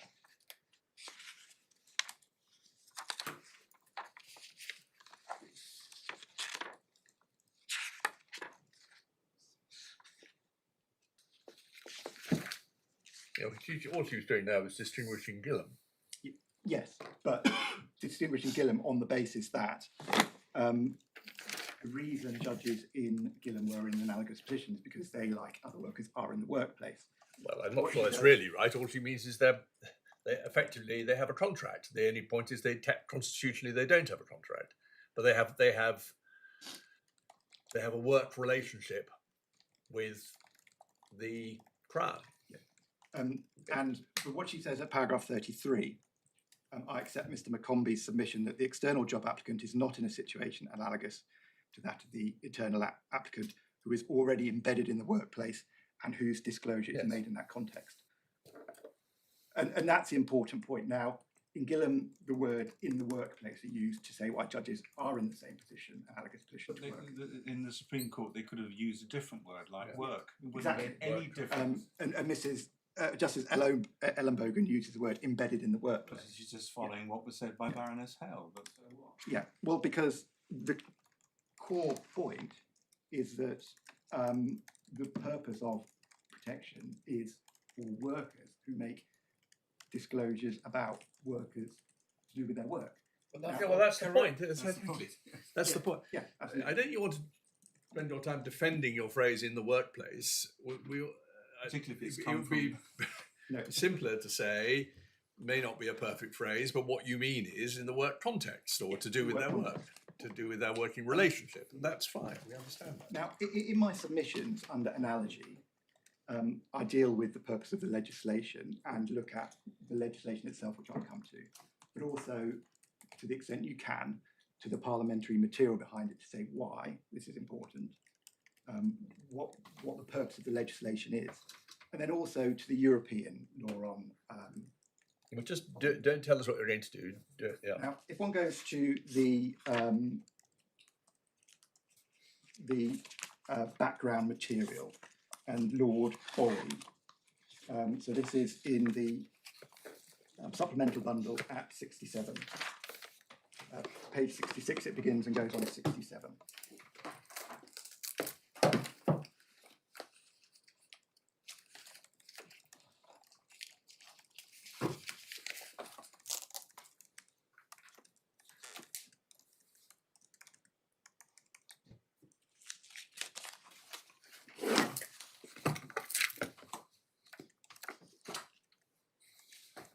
Now, Lord Orry is one of the founders of Public Concern at Work. We see that from page 66, the second column under 7.28. And he sets out, obviously support from all sides, and on the top of 67 sets out I can best summarise the purpose of this bill by quoting from his committee's second report. And that paragraph is important, where he says the purpose of it is to encourage a culture of openness within an organisation. Prevention is better than cure. So where are you reading from? From the part of the committee's second report. All organisations face Yes, risk sorry, of things but going wrong. I'll go through that. which column on which page? Sorry, column 1 at the top of page 67, A89. The issue is Something subject. about a culture. I've been slow. Oh, it's in the report. Yes, I see. So sorry. Now I understand what you're saying. Okay. Yep. Thank you very much. So the purpose is to encourage a culture of openness within an organisation. And he goes on to explain why about a third of the way down the page, where he refers to official reports in recent years into the Zeebrugge ferry disaster, the rail crash at Clapham Junction, Piper Alpha scandals, have all revealed that staff were well aware of the risk of serious physical or financial harm, but they were either too scared or to raise their concerns, or they did so the wrong way or with the wrong person. And so the next paragraph, the purpose of this bill is to give a clear signal to people in places of work up and down the country. If they suspect wrongdoing, the law will stand by them, provided they raise the matter in a responsible and reasonable way. And then the next paragraph, if today a worker feels unable to raise the matter with his immediate manager for whatever reason, he may feel the only option is to stay silent or do so in a underhand way, perhaps leaking information anonymously to the media. Once this bill is enacted and taken to the Hartbridge people, which I'm sure it will be, there'll be much improved chance that concerns about dangers to public interest will be raised and addressed. What are we getting out of all this? So the point about all of this is ultimately the purpose of the Public Interest Disclosure Act is about protection of the public. It does that by encouraging people, staff, with information, confidential information that they know about from within the workplace, to raise that internally. It balances the fact that people have confidential information and will have access to information that the public don't have, with the rights of an organisation, of an employer, to confidentiality and for matters that should generally be aired internally rather than going outside. But the point is, all this is fine, and but why doesn't it apply to job applicants? Well, I'll turn then to the impact, which is I'll come to the impact of the Act. If one goes to the Act and the tab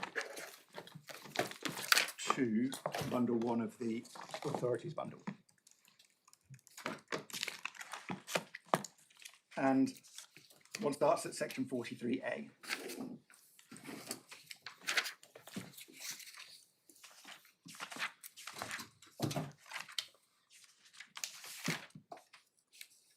Now,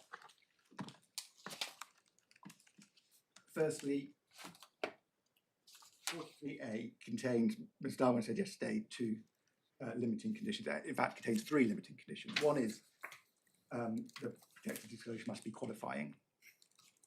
That's in section 43, and I'll come to that because I haven't spent much time on that. So this is page 9 of the bundle, section 43A. So limiting condition 1 has to be qualifying disclosure. Limiting condition 2, I say, has to be made by a worker. That's an important limiting condition. It shows this is about workplace disclosures. Number 3. It's like people who have a workplace, it needn't necessarily be in or about.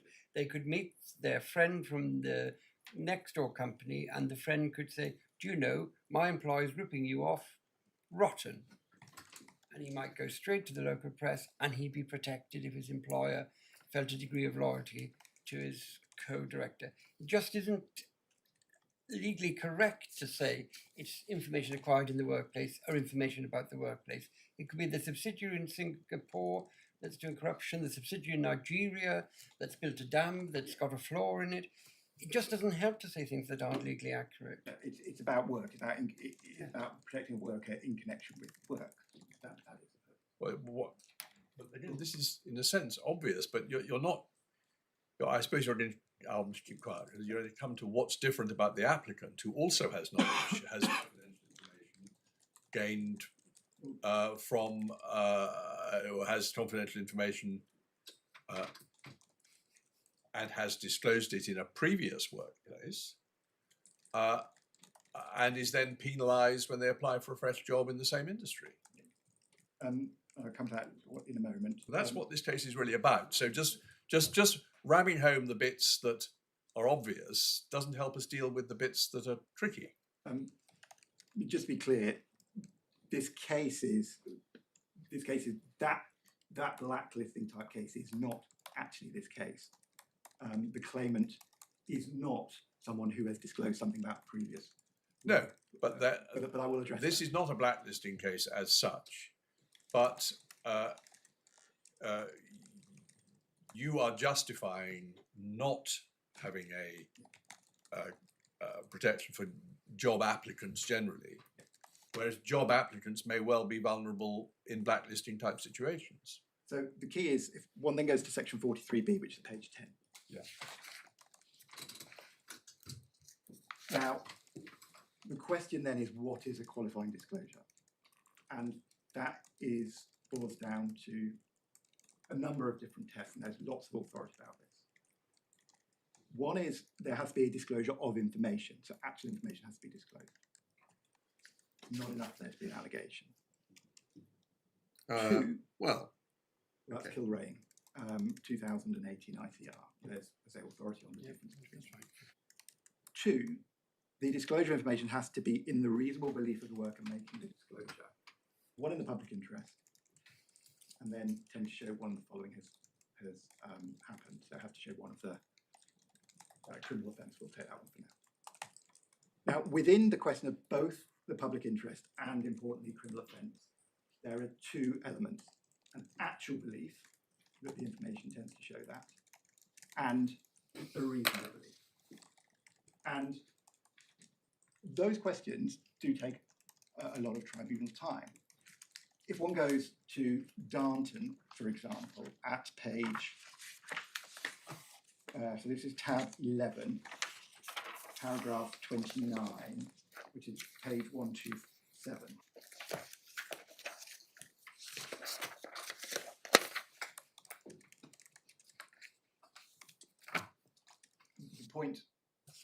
The point I'm about to make is, how do you know it's a protected disclosure? So paragraph 29. See, it's my fault. Did you say tab 29? Sorry, paragraph 29, tab 11. Tab 11, I beg your pardon. I've got them the wrong way around. I'm so sorry. Yeah. So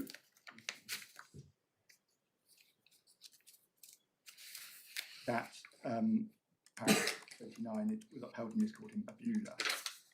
Now, so in order to determine whether a protected disclosure has in fact been made, a tribunal may have to look at the factual accuracy of the information. What is actually being disclosed, in this case, to the employer? They may look at the knowledge that the person who's making the disclosure has. Well, we can see at the bottom of paragraph 29. The more the worker claims to have direct knowledge of matters which are the subject of disclosure, the more relevant will be his belief in the truth, what he says in determining what he holds that in his reasonable belief. So actually assessing whether there is a qualifying disclosure needs knowledge of what the person is disclosing. Put it this way. If I disclose information to my employer that a client of mine is engaged in fraud,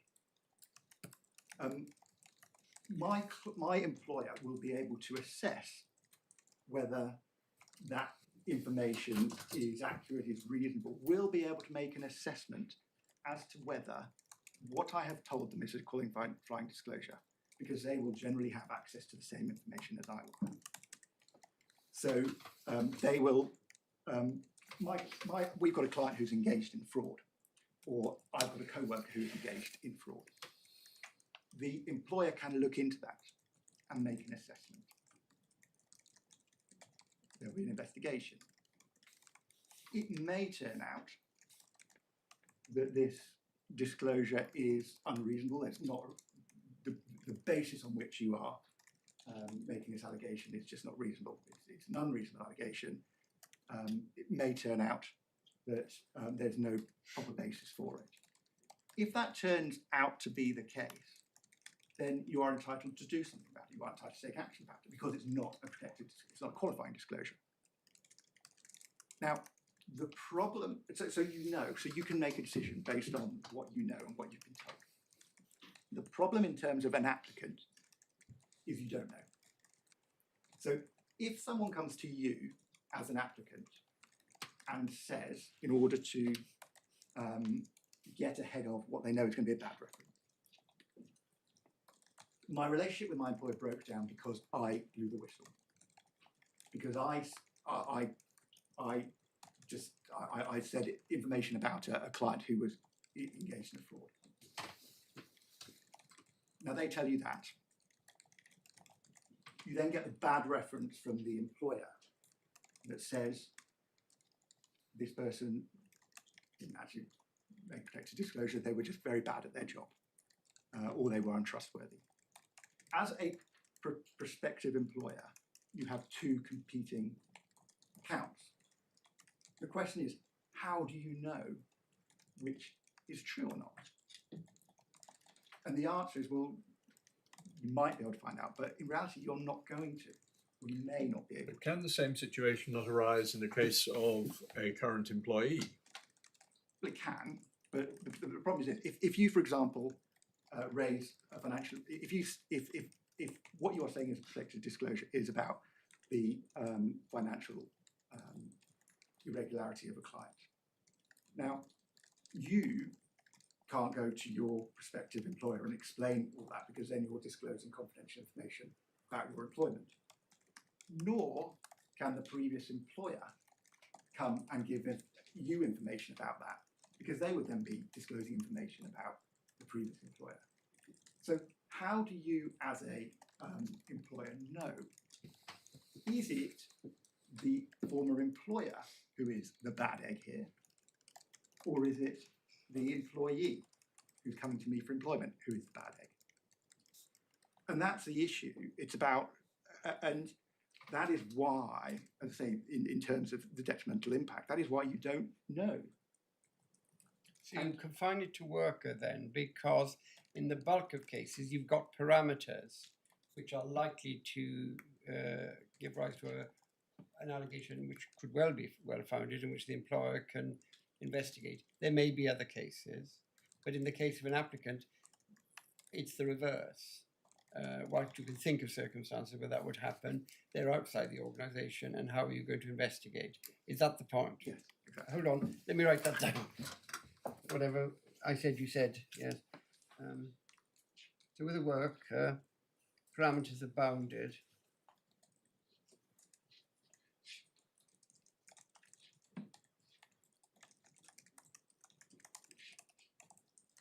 More likely be accurate because it's within that boundary. More likely to be capable of verification. Okay, that's the point, capable of verification. But I may not have followed this, and I apologise, but the problem you've identified would arise in relation to an external applicant. Yes. But the problem would also arise in relation to an applicant who's already in work, but for a different company. Because the confidentiality issues you raise would apply to the inability of the new employer to whom one is applying for a job. Exactly. So it applies to any applicant. Any applicant from outside. yes, That's the difficulty because the employees don't know. They don't know who they. yes, but the internal applicant is the terminology that's being used. They're covered by the legislation. Yeah, well, you would know for it. Sorry. Yes, but the internal applicant also includes someone who may not be working. It's an unfortunate term, a little bit like workplace, but an applicant is covered if they're currently in work. In work for that employer. Yeah, for that employer. So Yes, because of, sorry, that's the third limitation, isn't it? Yeah. Yes. Protected, yeah. And that's why the thing goes back to It the- could still arise, but that's why It's you unlikely. were right to say it's less likely to. It could still arise that in the context of your current employment, your current employer discovers or hears you bad-mouthing your previous employer or a different employer, and dismisses you for it, or wants to dismiss it, but wants to dismiss you for it if it was what you're saying was irresponsible or no reasonable belief, but can't find out whether it is or not. Yes, but the I mean, But usually there would be to a take situation. your reference situation, which is, I agree, a paradigm, though by no means the only one. You get no reference from your previous employer, and you get employed, but then and this does sometimes happen, they actually do need a reference from the previous employer, even though you're already there, maybe in relation to a promotion or some question arises. And then you say, well, I'm afraid my previous employer won't help because they actually dismissed me because I was a whistleblower. And then they can't know what the truth about that is if they want to take steps against you. Yeah, but then the difficulty we have is what the whole purpose of legislation is, and again, fundamentally, this is a challenge to legislation. And therefore, one has to have a look at the legislative process. And this was the point I was going to come to before this, but I thought I'd better get onto this. Is that legislation must be framed in terms of broad brushes. Yeah, well, obviously that's an important point which you're going to come to. And I will come to it now as we Yes, do. refer to it. It's included in much authority, but a good place where it a number of the authorities encapsulated is in A and B, which is at tab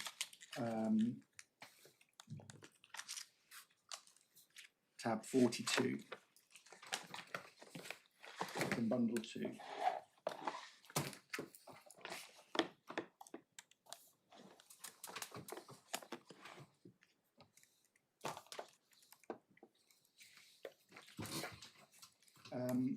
And there are, it's at paragraph 89, page 1360.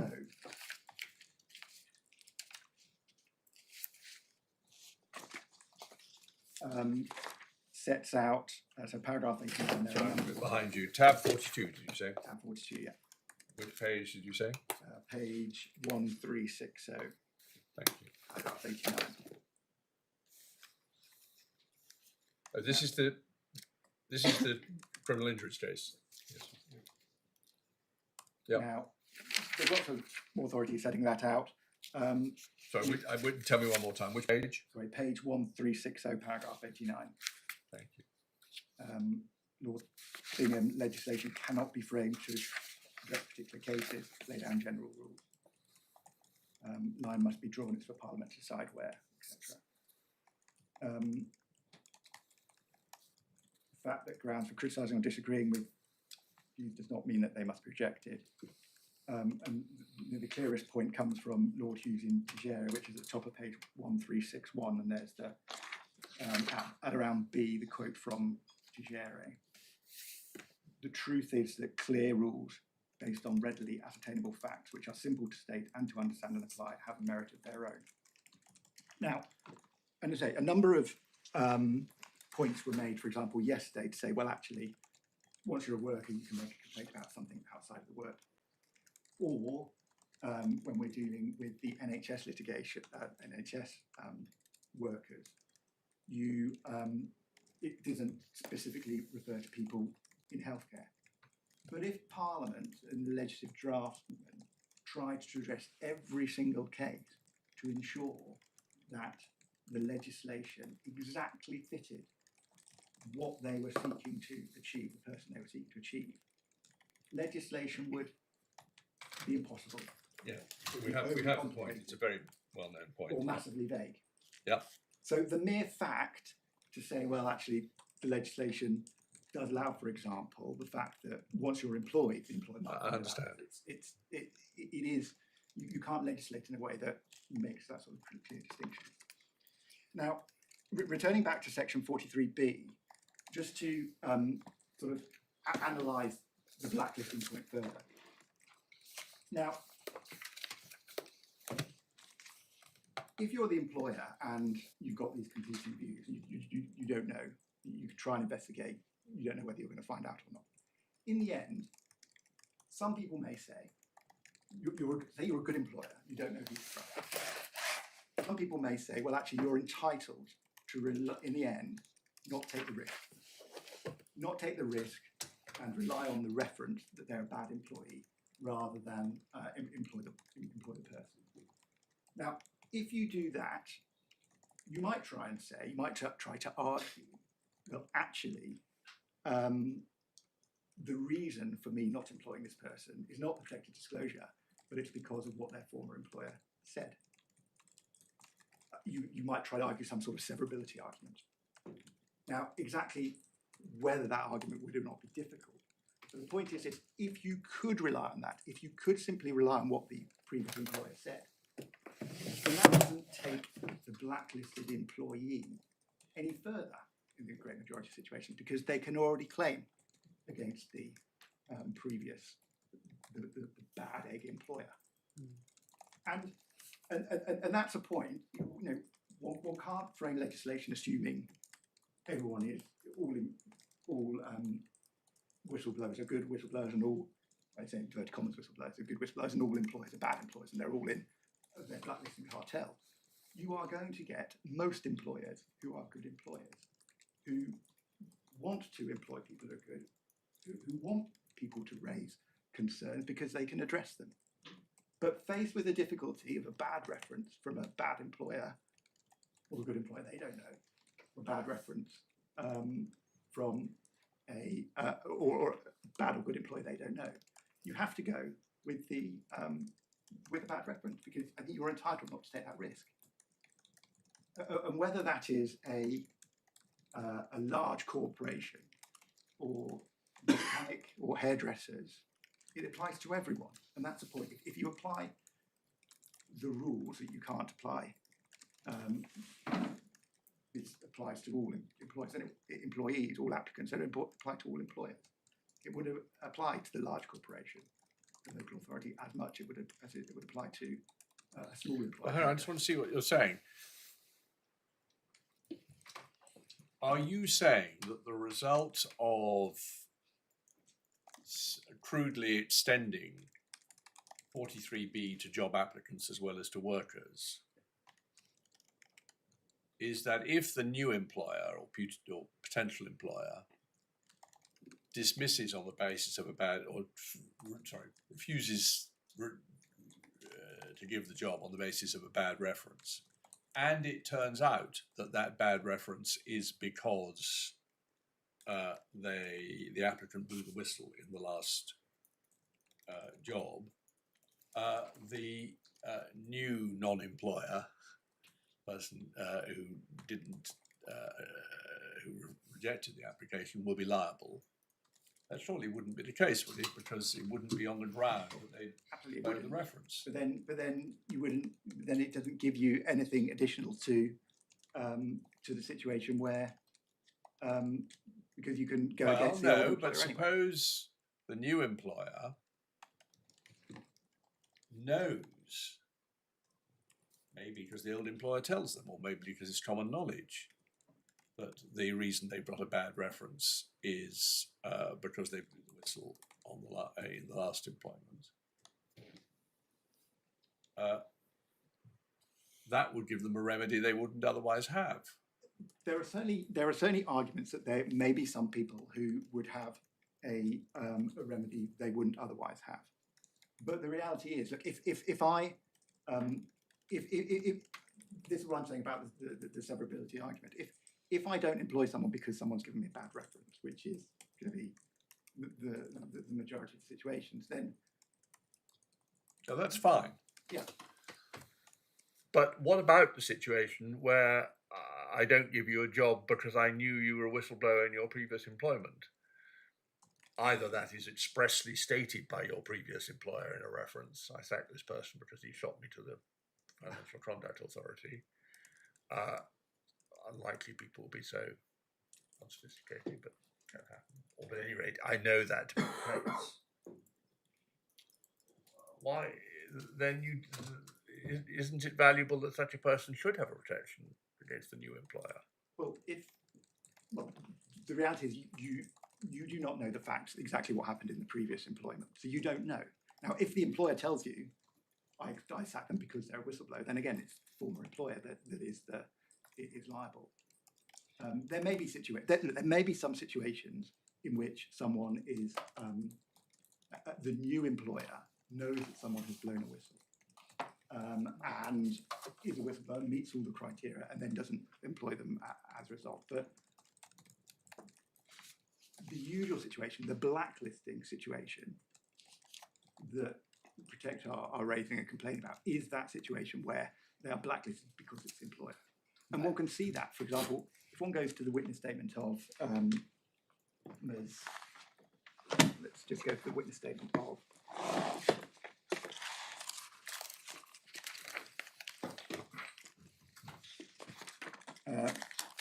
we'll go to the witness statement of Ms. Gardner, page, so it's the additional bundle at page 40.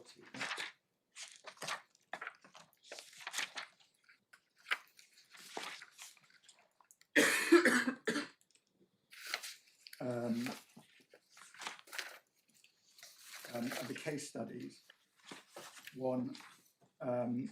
paragraph 30 onwards.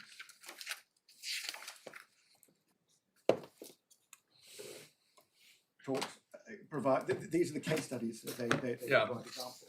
Now, all of them, with the exception of the last one, relate to someone whose previous employer has communicated with a new employer on the fact there. So 31 talks about Helen, who worked for an agency, who then told her that a previous employer had emailed them to warn her not to use them. Again, you go against the previous employer. And the previous employer will be liable for, because since Woodward, if not otherwise, we know that post-employment detriment, giving a bad reference is... The previous employer can then run the argument. They didn't actually blow the whistle because the breakdown the breakdown was they were being unreasonable, they were being difficult. I'm hearing your argument in these two ways, and I just want to check that I've got them. We've all been focusing on how can we protect people? How can we protect workers? How can we protect applicants? And you're saying, no, the starting point is how can we protect the public? What you want to do is have a situation where if things have gone wrong, they can be properly investigated and put right. And Parliament has decided to draw a line at workers because they think it's more likely than not, you can find exceptions, where workers will be able to raise things that have gone wrong and employers can correct it. Job applicants are not in that position because it's less likely, not impossible, but less likely that the employer would be able to investigate it and put it right. And you're also saying, and if in fact it's to do, and it may or may not be, depending on the case studies, to do with the way a previous employer has happened, then the person can sue that previous employer. And that's the line that you're saying that's been drawn. It's not to protect people, it's to protect the public. Yeah. Is that it? Yes, and they won't, and the outside person, that's why the point that goes to analogy and the outsider is important, because the whole point of whistleblowing legislation as it is to ensure people can raise things that they know about that the public doesn't. Things they're likely to know about and which the employer is likely to be able to do something about. And the reason I refer in my submissions to the European Court of Human Rights Law is because it follows exactly the same structure. It's about people having confidential information from their work that they disclose.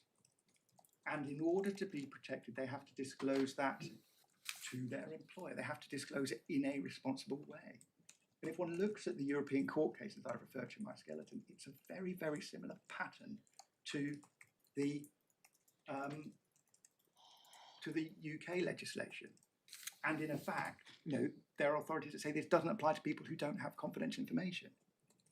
So if I'd been thinking along the lines of workers have got more to lose, they've got a job, they've got to turn up every day and they don't want to be ostracised or denied promotion, and that's not true for applicants because they haven't got a job yet, you would say that's not the focus. The focus is the protection of the public rather than what the whistleblower's got to lose. It is both. That's the problem. It's both. You've got to look at both. Right. And that's why because the problem is when you raise a case such as this, there are all sorts of different competing interests in every different case.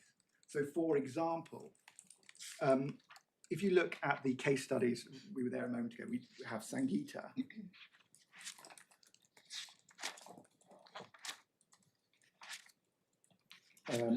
Before you go to the case, develop the point so I understand it, how it is that it's not just protecting the public, and where is it best to draw the lines to protect the public? Answer, you say workplace allegations more likely to be sorted. Yeah.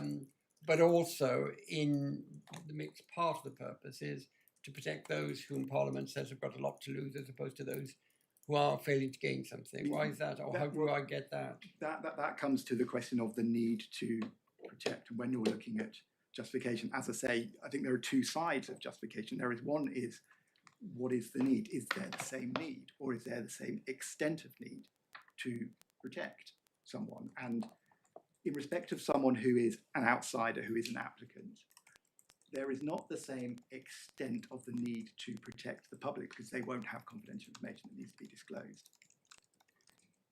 Nor is there the same need to protect that individual because usually they can apply to someone else. And so that is why it is perfectly justified to say, well, applicants aren't included. But a lot of this legislation is about removing disincentives to blow the whistle. Yes. One disincentive is that you will be sacked by your current employer or subjected to detriment short of sacking. But another is that if you are sacked, you won't be employed somewhere else.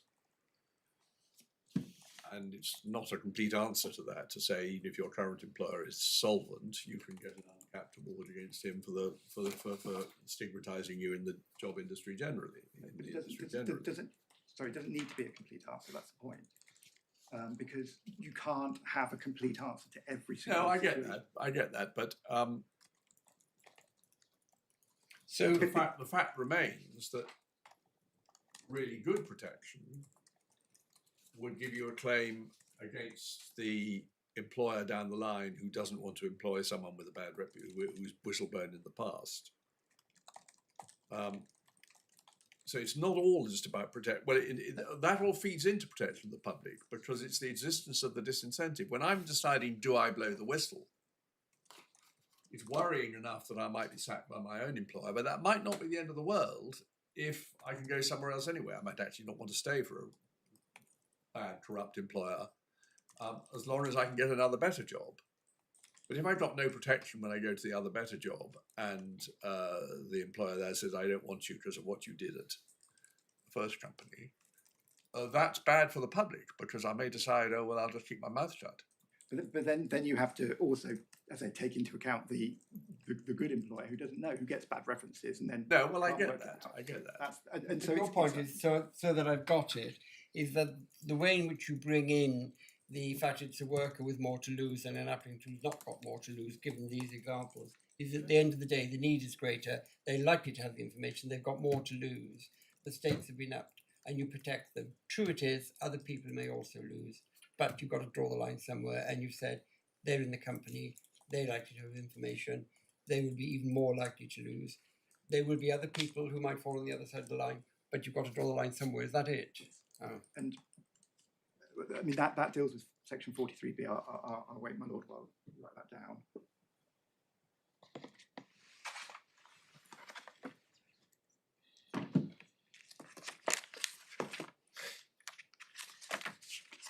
So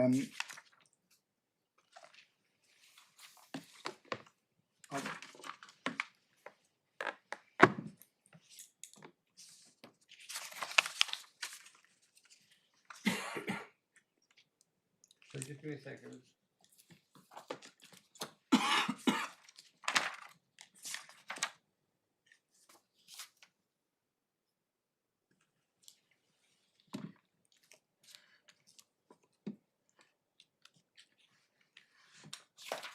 Okay, thank you. I'll now move to section 43C and deal with the impact in respect of that and the way the appellant's putting the case. Now, this is about the mode of to whom the disclosure is made. That's page 12 of the authorities bundle. Now, the appellant's case is that you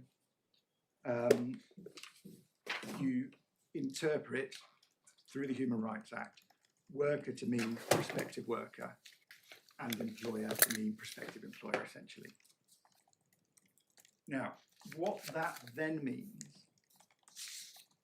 is that on the appellant's case, a protected disclosure will occur if an applicant makes a qualifying disclosure about her former employer to her prospective employer. When I say former employer, her existing employer. So because my current employer is my employer, then I can make a disclosure to the prospective employer because employer also includes prospective employer. And that gives rise to significant difficulty because the law would then be saying you can make a disclosure outside of the of your own employer. You can make it to a prospective employer, and that would be protected. Why is that so terrible? Well, because you're disclosing confidential information about your employer. It might be Well, wrong. you're always just. There's a lot of talk about. Sometimes it's confidential, sometimes it's not. Yeah. Well, it depends what you mean by confidential. In one sense, everything you know about your employer is in some with a small c confidential, but it's not really secret. Anyone can know it. But whether it's confidential or not, you're justified in disclosing it because it discloses wrongdoing. Well, that's if it discloses. That's if you reasonably believe it discloses wrongdoing. But the whole point about going back to Lord Borry is that wrongdoing happens in organisations, and organisations ought to be in a position to address that internally. That's the whole point of the Act. Judy, your better point is you've got a qualifying disclosure, something has gone wrongdoing.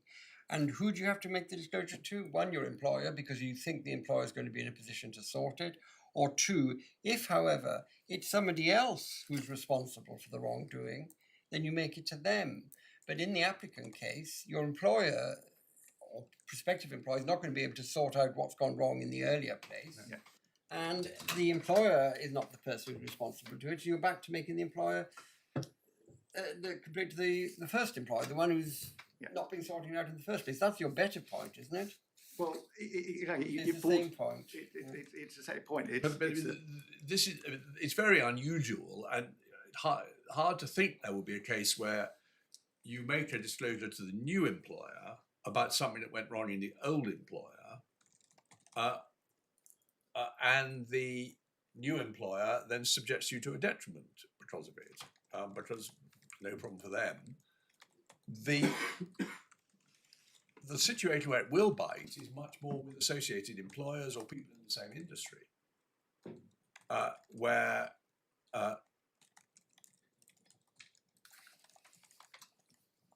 the job applicant for one subsidiary makes a disclosure to another subsidiary in the same company. Say, or a parent, perhaps, you ought to know this is what happened and why I left. And there, the parents or subsidiary might well be able to do something about it. They might, but the problem is, and this is the real difficulty. We are this is the problem and difficulty with legislating. We're trying to work out all the prospective different Yes, cases well, I that see might that. happen and might arise. And as the authorities say, there may be some hard cases, there may be some difficult cases. But the point is, if I disclose on a job interview, I believe my former employer is doing this, that, and the other, which is all in breach of regulations, then your new employer might not mind, but your former employer might mind, because it might all be untrue, or it might be wrong. It might be disclosing information that impacts on Well, them. he can sue because you we for don't know. defamation or breach of confidentiality. Yeah. I've written down the expectation in the legislation is that the person will raise it with the employer or the person responsible for the conduct. And that indicates that it doesn't apply to applicants because they would have no purpose in showing it to a new employer, prospective employer, and it's not that employer who's the person responsible. So that's why they've drawn the line. Absolutely. Is that it? Yeah, and it would what it would then do, it would legitimize you, say, disclosing information about your existing employer to other employers, and so that is contrary to the whole scheme of the Act, which is based on the fact that employees have duties of confidence to their employer.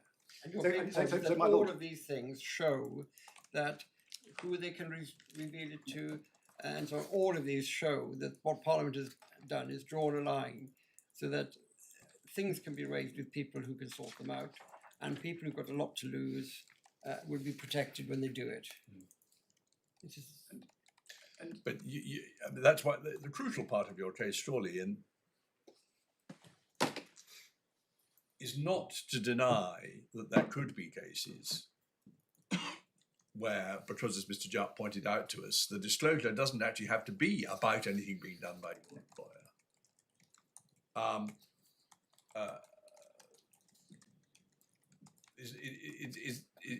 Is not to say that when you talk about the scheme of the Act being about what happens in your own workplace with your own employer who can sort it out, that is the paradigm case, but you've got to face up to the fact that the way the Act is drafted goes broader than that. But your answer, as I understand it, is, well, it may go broader than that a little, or in unusual cases, but the paradigm remains the paradigm, and you can make your legislative choices on the basis of the paradigm. Yeah, well, fine. And so 2 points before lunch, if I may. I will come back to this after lunch, but I just pressed it. Now, the slightly odd thing about this intervention by the Department for Business and Trade is that, as my Lord Justice Lewis made very clear yesterday, and is right, and we'll come to SC in due course, the justification here is Parliament's justification. We, as the Minister of the Crown, are entitled to be joined in order to provide Parliament's justification, primarily because either there's no one else to do it, B, because we're more likely to be able to do it, and C, because we are the person who has to deal with it if there's a declaration of incompatibility. But it's Parliament's justification. Now, in the past 15 years or so of human rights cases, whilst the Supreme Court has made it clear there is a clear constitutional distinction between government and Parliament, it's usually been the same government that comes and justifies the particular piece of legislation that Parliament under that government has passed. In this case, we are dealing with a question as whether there was a breach of the claimant's human rights in 2020. That's when the claim was brought, and that's when she said she was subject to protection. Now, obviously, at that time, the government was a different government. So we are if we were in a position of having to justify the government decision policy, we would have to be justifying an old government, the opposition party's government policy, which could be a very difficult thing to do. Now, But we're not. We're here to justify Parliament's decision. And it is clear, and one can look at those parliamentary debates, Lord Wills, when we are looking at the extension to NHS workers, it's very critical of not extending it to other applicants. And there will be many within the party of the current government who think the same, who think actually when you're balancing these rights and liabilities, the current legislation draws the wrong balance. It is not for us as an intervening. It would be very difficult. We can't possibly come here and say, no, there is no argument at all. There clearly is an argument that some people make that applicants should generally be protected. But we have to come and justify the role of Parliament, democratic decisions made by Parliament, and the interests of all the people that Parliament has to bear in mind. And that includes not merely whistleblowers, that includes employers and employers associations and small employers and people who may be disadvantaged by significant rights being placed on them in respect of who they can appoint and who they can't appoint. And so the answer is, well, it may be the case that some people think the line drawn at the moment is wrong, it's in the wrong place. But there are reasons for that. There are clear reasons for that. And it, as I say, not for the court in our submission to intervene. And I'll come on to the... It's to decide if a fair balance has been struck, not to legislate and say what the fair balance Absolutely. is. And all this discussion about, well, where would you draw the line, just demonstrates actually how hard it is to draw the line. Who would be included? And just on that point and sort of the last impact of this particular case, and this case, an impact of extending the legislation. So this case is not a blacklisting case. It's not someone who says, I've been blacklisted by my former employer.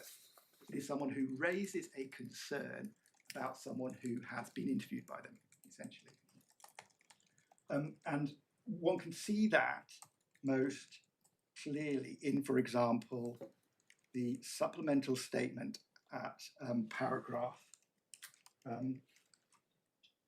Let me just find that. So it's a supplemental bundle.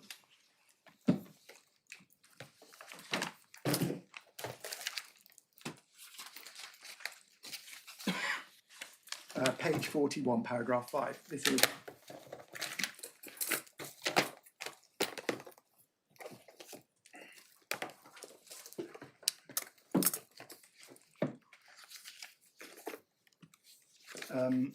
so it's paragraph 5. This is the witness statement provided by the claimant for the purpose of this appeal. It's dated the 17th of July 2024. And the paragraph 5 sets out, the type of activity that the claimant is saying should be protected. So after interview 1, I started to try and research, and I eventually found out that Mr. Matthew Porter was involved in the Shankly Trine Trust and that he'd been submitting, etc. Now, that is information that is not insider information. If you are disclosing information to a prospective employer, then that is what you're doing. You're supplying information to a prospective employer. But you're not disclosing information that is not known to the public, because this is on the claimant's own case through her own research from information that is public. Now, if this is protected, what the employer then has to do when someone applies is potentially investigate that. If this allegation is made prior to the interview, they make an allegation about the current employer. and there's Sorry, someone I've blowing been the whistle. slow. What's the situation? You She, after the interview, provides, to use a neutral term, information about the Shanklin Trust. Why does the employer have to do the applicant, the employer who has not taken her on, have to do anything? Well, but sorry, that's the situation. The employer hasn't taken her on. But what if they disclose it before the interview? So, or at the time of the interview, during the interview, something like that. Well, they will say probably very interesting, but not relevant to our decision. Well, maybe the fact, if you have a member of staff who is accused by someone of financial irregularity, you ought to look into that. If you look into it and find there is no basis for it, Oh, I see. It's because, then that must, sorry, I forgot. Your point is that it's because the allegation is against a member of staff, though not actually in connection with his duties. Yeah. You still have to look into it. And if you find out there's a basis for it, then you'd obviously take action against the member of staff. If you find out, well, actually, there is no basis for it, it's an unreasonable complaint, then you would be entitled not to employ the applicant because of it. So the conservative and responsible employer would, when they are carrying out a recruitment exercise, investigate matters such as this to see, well, is there anything in it? Because that could impact their decision. Well, paragraph 7, Sullivan says they've got to investigate it because she says that they've got a policy to review his, what she calls second job choices, and that it's been purposefully overlooked, and the respondent is protecting him from prosecution. So if you go on to paragraph 7, it's not just the accounts haven't been kept up to date, it's there are people within your organisation that are hiding him. And even though it's not directly to do with your organisation, so you would say presumably, well, they've got to stop and say, well, hold on, we'll freeze this job appointment, we'll investigate the allegations of purposeful concealment, and if they're true, we'll take action against the individual, we'll resume the job process, and we'll give brownie points to the person who actually spotted this in the first place. Absolutely. Is what you say, I think. Yeah, and if they're not true, then we would be entitled not to employ this person because they're raising untrue allegations, unreasonable allegations, and we don't want to employ someone who is raising unreasonable allegations. So it delays the process. There's also the issue of bad faith. Well, there's also the other applicants for the job as well who want to start. There's also all the other people who want to have their payments processed. I think it's a payments processing job. You know, if I lived on the Isle of Wight, I might want my council tax money back. I don't know. So those are all the sorts of issues that will arise if you extend. And so, as I say, there may be cases which fall in the in a territory where there isn't a claim, but usually, as I say, if it's a typical blacklisting case, you should have a remedy against the employer. And just on that point, just before lunch, that's exactly the point that is made in the government's response. Yes. The former government's response. Well, we saw that, but by all means refer us to it if you want. Yeah. So that is your remedy. So those are my submissions on the impact. What I intend to do is just deal with the principle of the right approach, and also need to deal with the NHS. And after lunch, if you can just remind me, because I've now forgotten, when must we use bank merit in preference to SC, or when are they both different ways of saying the same thing, or when do we go for SC rather than bank merit? Just so I don't ask you without you having a chance to think of it in 3 easy sentences. In short, you always go for SC. Always SC is always the approach. And you'll tell us why. So, and why you say we shouldn't even worry about bank merit, which is a different 4-stage test to SC. Thank you. Well, let's say 2:05. I mean, you in theory have another hour. Are you going to? You're not need more than that, I imagine. I'll need that. I won't need it now. No.